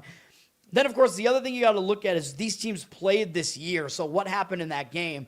Well, Georgia Southern won the game on the road at App State 25-23, but App State was actually a 5-point favorite in this game. So, how do you, read this, right? App State was a 5-point favorite at home. So if they were a full roster here, that would indicate they should probably actually still be a favorite here on a neutral site in Alabama. I don't think the location is that much better for one team than the other. I guess it's a little bit closer to Georgia Southern, so I guess slight advantage in the location for Georgia Southern, I guess. But if App State was a 5-point favorite, if they were fielding their whole team, they were 5-point favorite at home. They should probably be about a 1.5 point favorite in this game. Then you have to take into account the fact that a bunch of their team is not playing. Is that worth shifting the line 10 or 11 points? Probably not. I mean, the guys who get to play probably will at least be excited to play in the game. Again, it's all about line value. That's just what it comes down to in this game. It becomes not even really about predicting the game anymore. It's all about, do you want to grab what is probably line value in App State, or are you worried that App State's depleted roster will just have a really hard time in this game? Maybe that will be the case. Georgia Southern did play pretty well in this game when they did play against App State. Against App State's full roster, Georgia Southern was winning 22-3 in the third quarter of this game. So they had the upper hand in this game, and then App State came back a bit, but it was too late. They were down 2 scores late, and they did get 1 touchdown in the final 2 minutes. But and that was still when Swan was the quarterback, by the way, for what it's worth. But yeah, it was a game. Georgia Southern pretty much did handle App State in this game, even though they were road underdogs here. So Georgia Southern did look like the better team in this game. They did outgain App State by whatever that is, almost 70 yards. They had the upper hand in the time of possession and first down, so it wasn't really a misleading result in that game. Georgia Southern did outplay them in the game. So you could argue that Georgia Southern is the better team, but and that line was kind of off when App State was a 5-point favorite. But yeah, I mean, I just don't really see any reason why they should be this heavy of a favorite in this game. So at that point, you got to lean towards probably taking the points. But again, it wouldn't shock me if Georgia Southern covers anyway, though, because again, they are the team that's fielding a full roster. And a lot of times you don't want to fade like a really inexperienced roster, because even if they are excited to be there, the inexperience, might kind of get to them. You know what I mean? So I do worry about it. So obviously I want nothing to do with this game. But those are my thoughts on the game for what it's worth. 10 injured players spot. Well, yeah, I mean, they're not really injured. They're opting out. And the coach seems to be saying that maybe some of the guys will play. But, I have seen it be the case, though, where right now, like, the news is that they're not going to play. But I've seen it happen where, like, in these bowl games, it gets so crazy. Like, this happened with, I think it was Kansas against UNLV, like, a few years ago. Kansas looked like it was absolutely for sure that their quarterback was opting out and not playing. And then, like, an hour before game time, it was like, oh, no, he's actually playing. And they played him. So you see shit like that happen in bowls, too. So it is possible. So if you do take App State, there is the possibility that maybe some of these guys that aren't expected to play announce that they're going to play, like, with an hour to go. And then the line actually drops a little bit. So there is that possibility. Like, this game could be total chaos here, man. And you could also argue that App State will make adjustments to that first game where they didn't play that well against Georgia Southern. But when it's a completely different team, I mean, how do you say they're really going to make the adjustments? You know what I mean? If, like, all the players are going to be in the game are pretty much different. So, I don't know. We'll see what happens.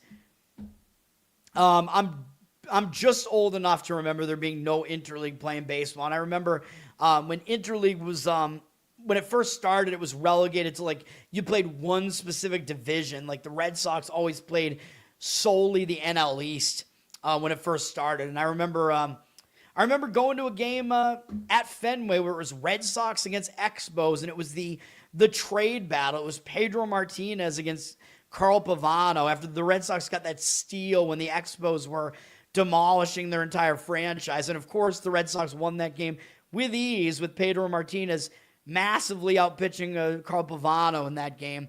Got to see Pedro pitch numerous times in my life. Got to see Schilling pitch in person with the Red Sox. Fun times back in the day. I was at John Lester's no-hitter. I got to see John Lester have a duel against Roy Halladay as well. I think it was John Lester. Duel Roy Halladay. I've seen some good games, man, at Fenway. I saw a really good pitching duel between Tim Wakefield and I don't remember who the starter was on the Mets. It was a really low-scoring game. Wakefield definitely pitching for the Red Sox against. You can probably find the box score for it way back in the day when the interleague had just started and they were just playing the NL East, and we were having to battle Mets fans in the grandstand who were giving us shit for losing to them in 1986. So on the Bill Buckner bullshit, but whatever. Phillies and Red Sox are rivals. Yeah, not really. I mean, the Red Sox, no, the Red Sox biggest rival in the National League is the Braves, because the Braves were the Boston Braves in, like, the early 1900s. It's like, nobody remembers that. The Braves were in Milwaukee in the middle of the century, and then they moved to Atlanta. But the Braves are supposed to be the Red Sox big NL East rival. But for me, it's clearly the Mets. Because of the more recent history there, the 1986 World Series, that shit. It's New York, Boston. The Mets are the biggest rival there, although, of course, I hate the Yankees way more than I hate the Mets, obviously. That's the way it has to be. You know what I mean? But, and I was a baby when the 86 World Series happened, so I don't remember it, obviously. But, But yeah, the Mets are, I mean, their fan base travels to Fenway for the games. They give the Red Sox fans way more shit. They're asshole New Yorkers. So, that's how it is. So yeah, the biggest NL East rival for the Red Sox is the Mets, in my opinion. All right. Let's go to the Monday night NFL game, and then I'll close out the show here. The Dodgers are your ally. Kyle, who's your team? You guys give the Dodgers every player. Yeah, the Dodgers, dude, they have way too much money. They just clean up, which is starting to piss me off a bit. I'm not a fan of the Dodgers, obviously, unless I'm giving them out as a bet. That's not correct. I was literally at the game. I'll find it right now. Grok is a piece of shit, dude. Grok is such a liar. I'm going to find the game right now for you. It was, let me see.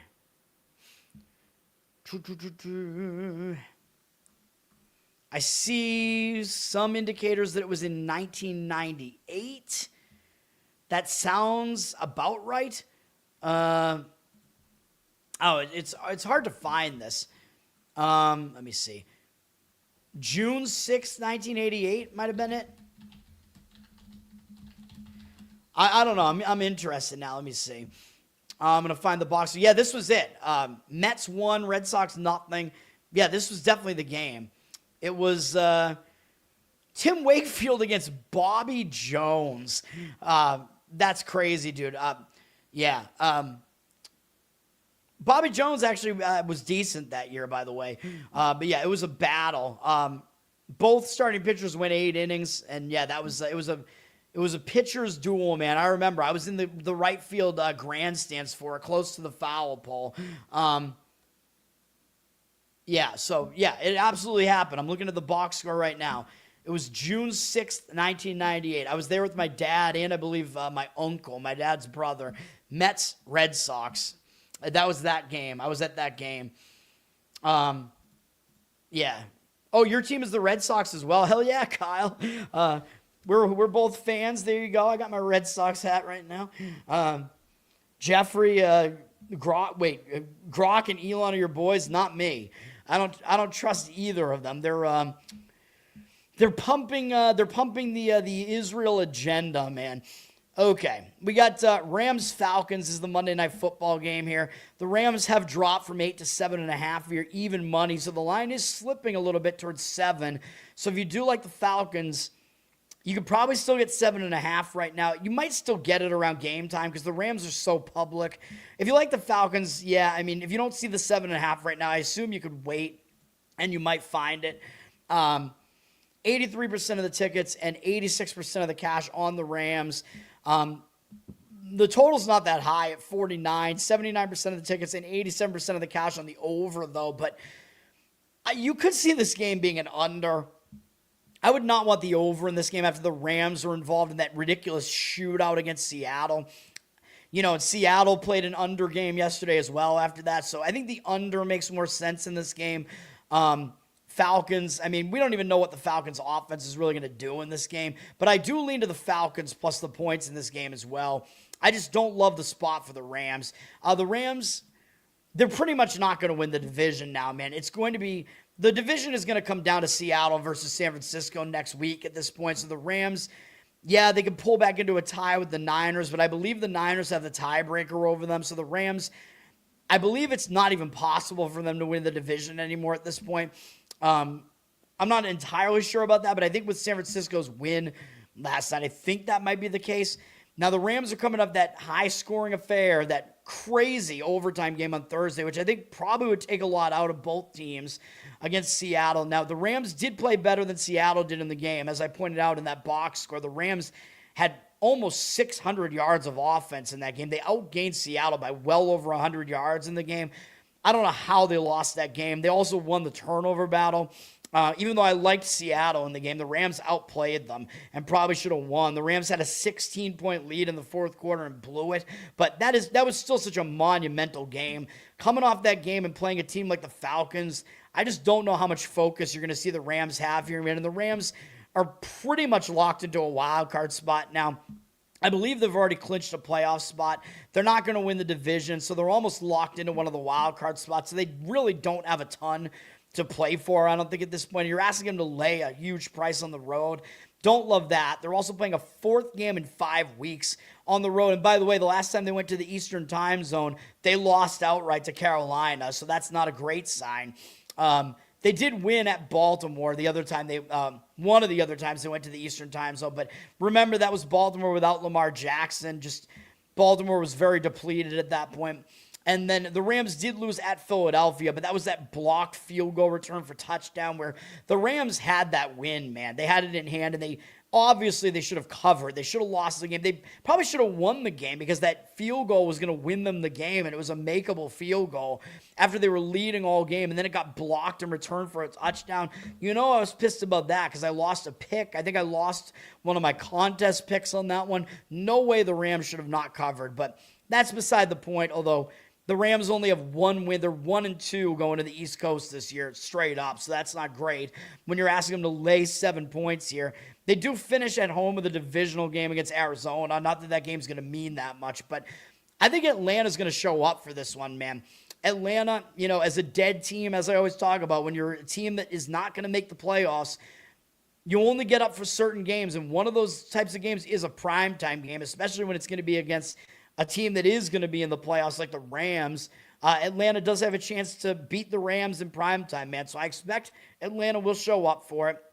Atlanta's played well the last couple of weeks. Kirk Cousins is, kind of getting back into the swing of things. He's going to be the quarterback for the rest of the season.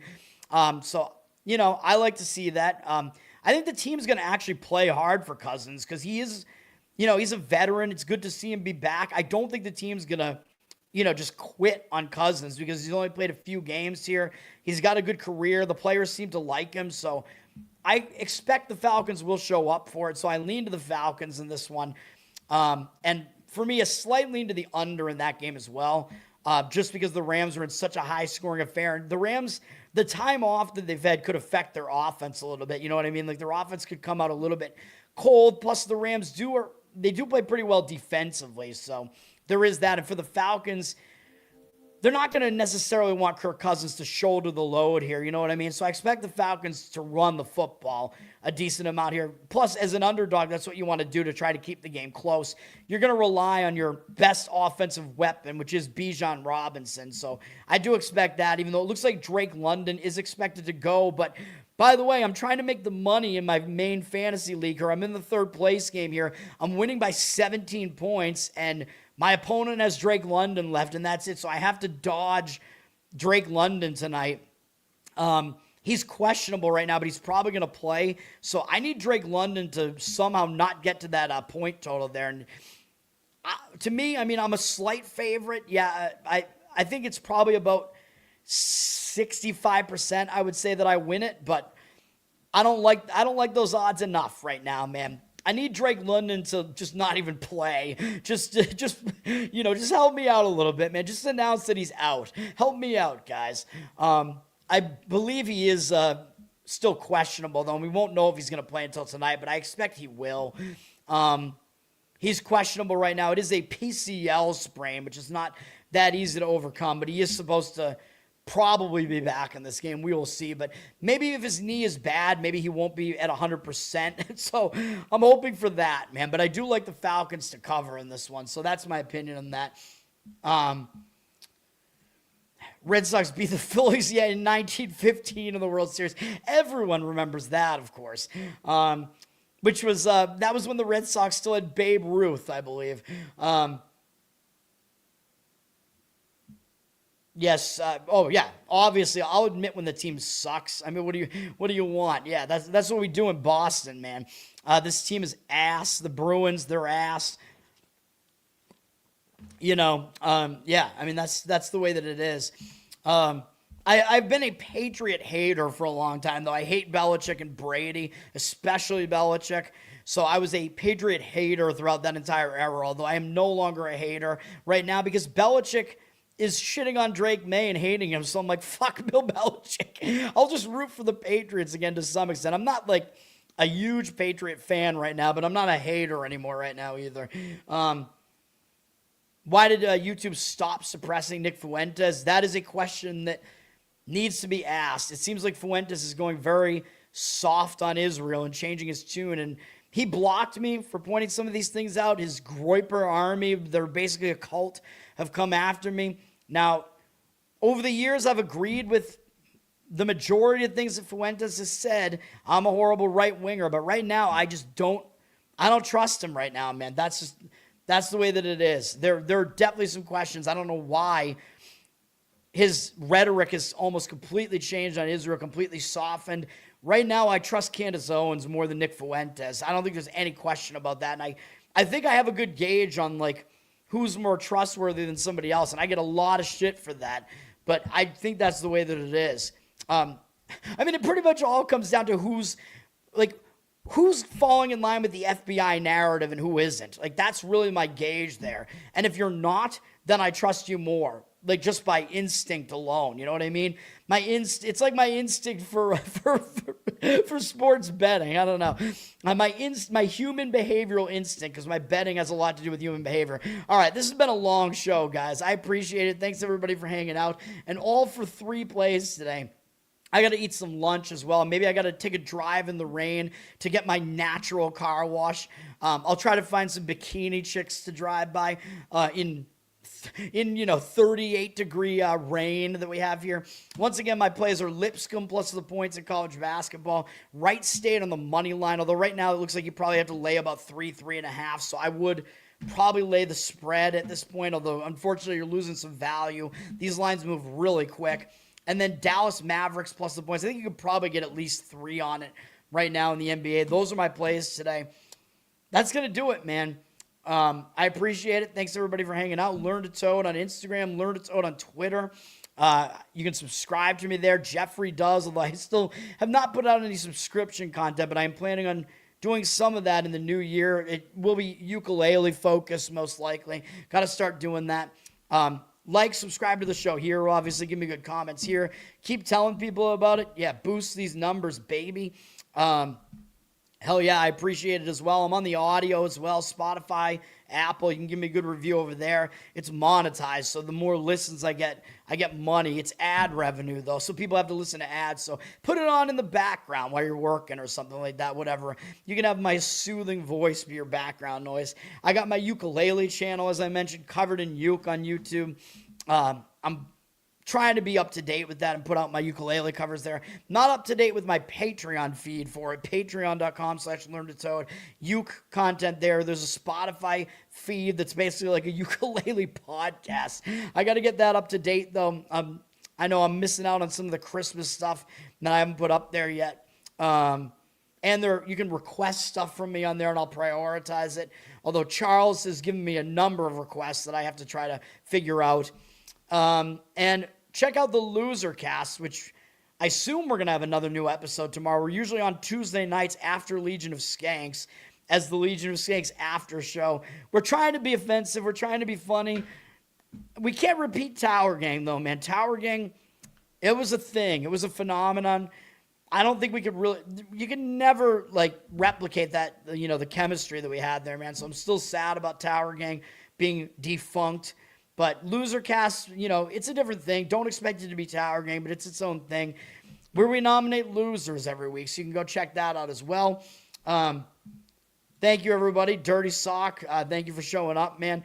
Thank you, sir. Yes, it was a 3-2 day. It was a winning day. I'll take it. College basketball let me down, and it was mostly just bad shooting percentage discrepancies in those games. I'm not happy about it, but I don't want to be in a college basketball slide here, man. Those things feel like they're really hard to get out of because my volume in college basketball is higher than any other sport just because the volume of it is higher in general. Like, there's just more games. So we'll try to get back on the right track. It's been a really good season in general, though, in college basketball so far. And I'm usually better in conference play than otherwise, so at least with the big conferences. So hopefully we get back to that. Maybe the smaller conferences in conference play get a little bit dicey, but that's about to start. We'll try to figure it out, man. Jeffrey, you're a Penn State fan? I thought you were I thought you were a fan of one of the Philadelphia area teams there. Whatever, what was it? Temple, right? You're a Temple guy? I don't know.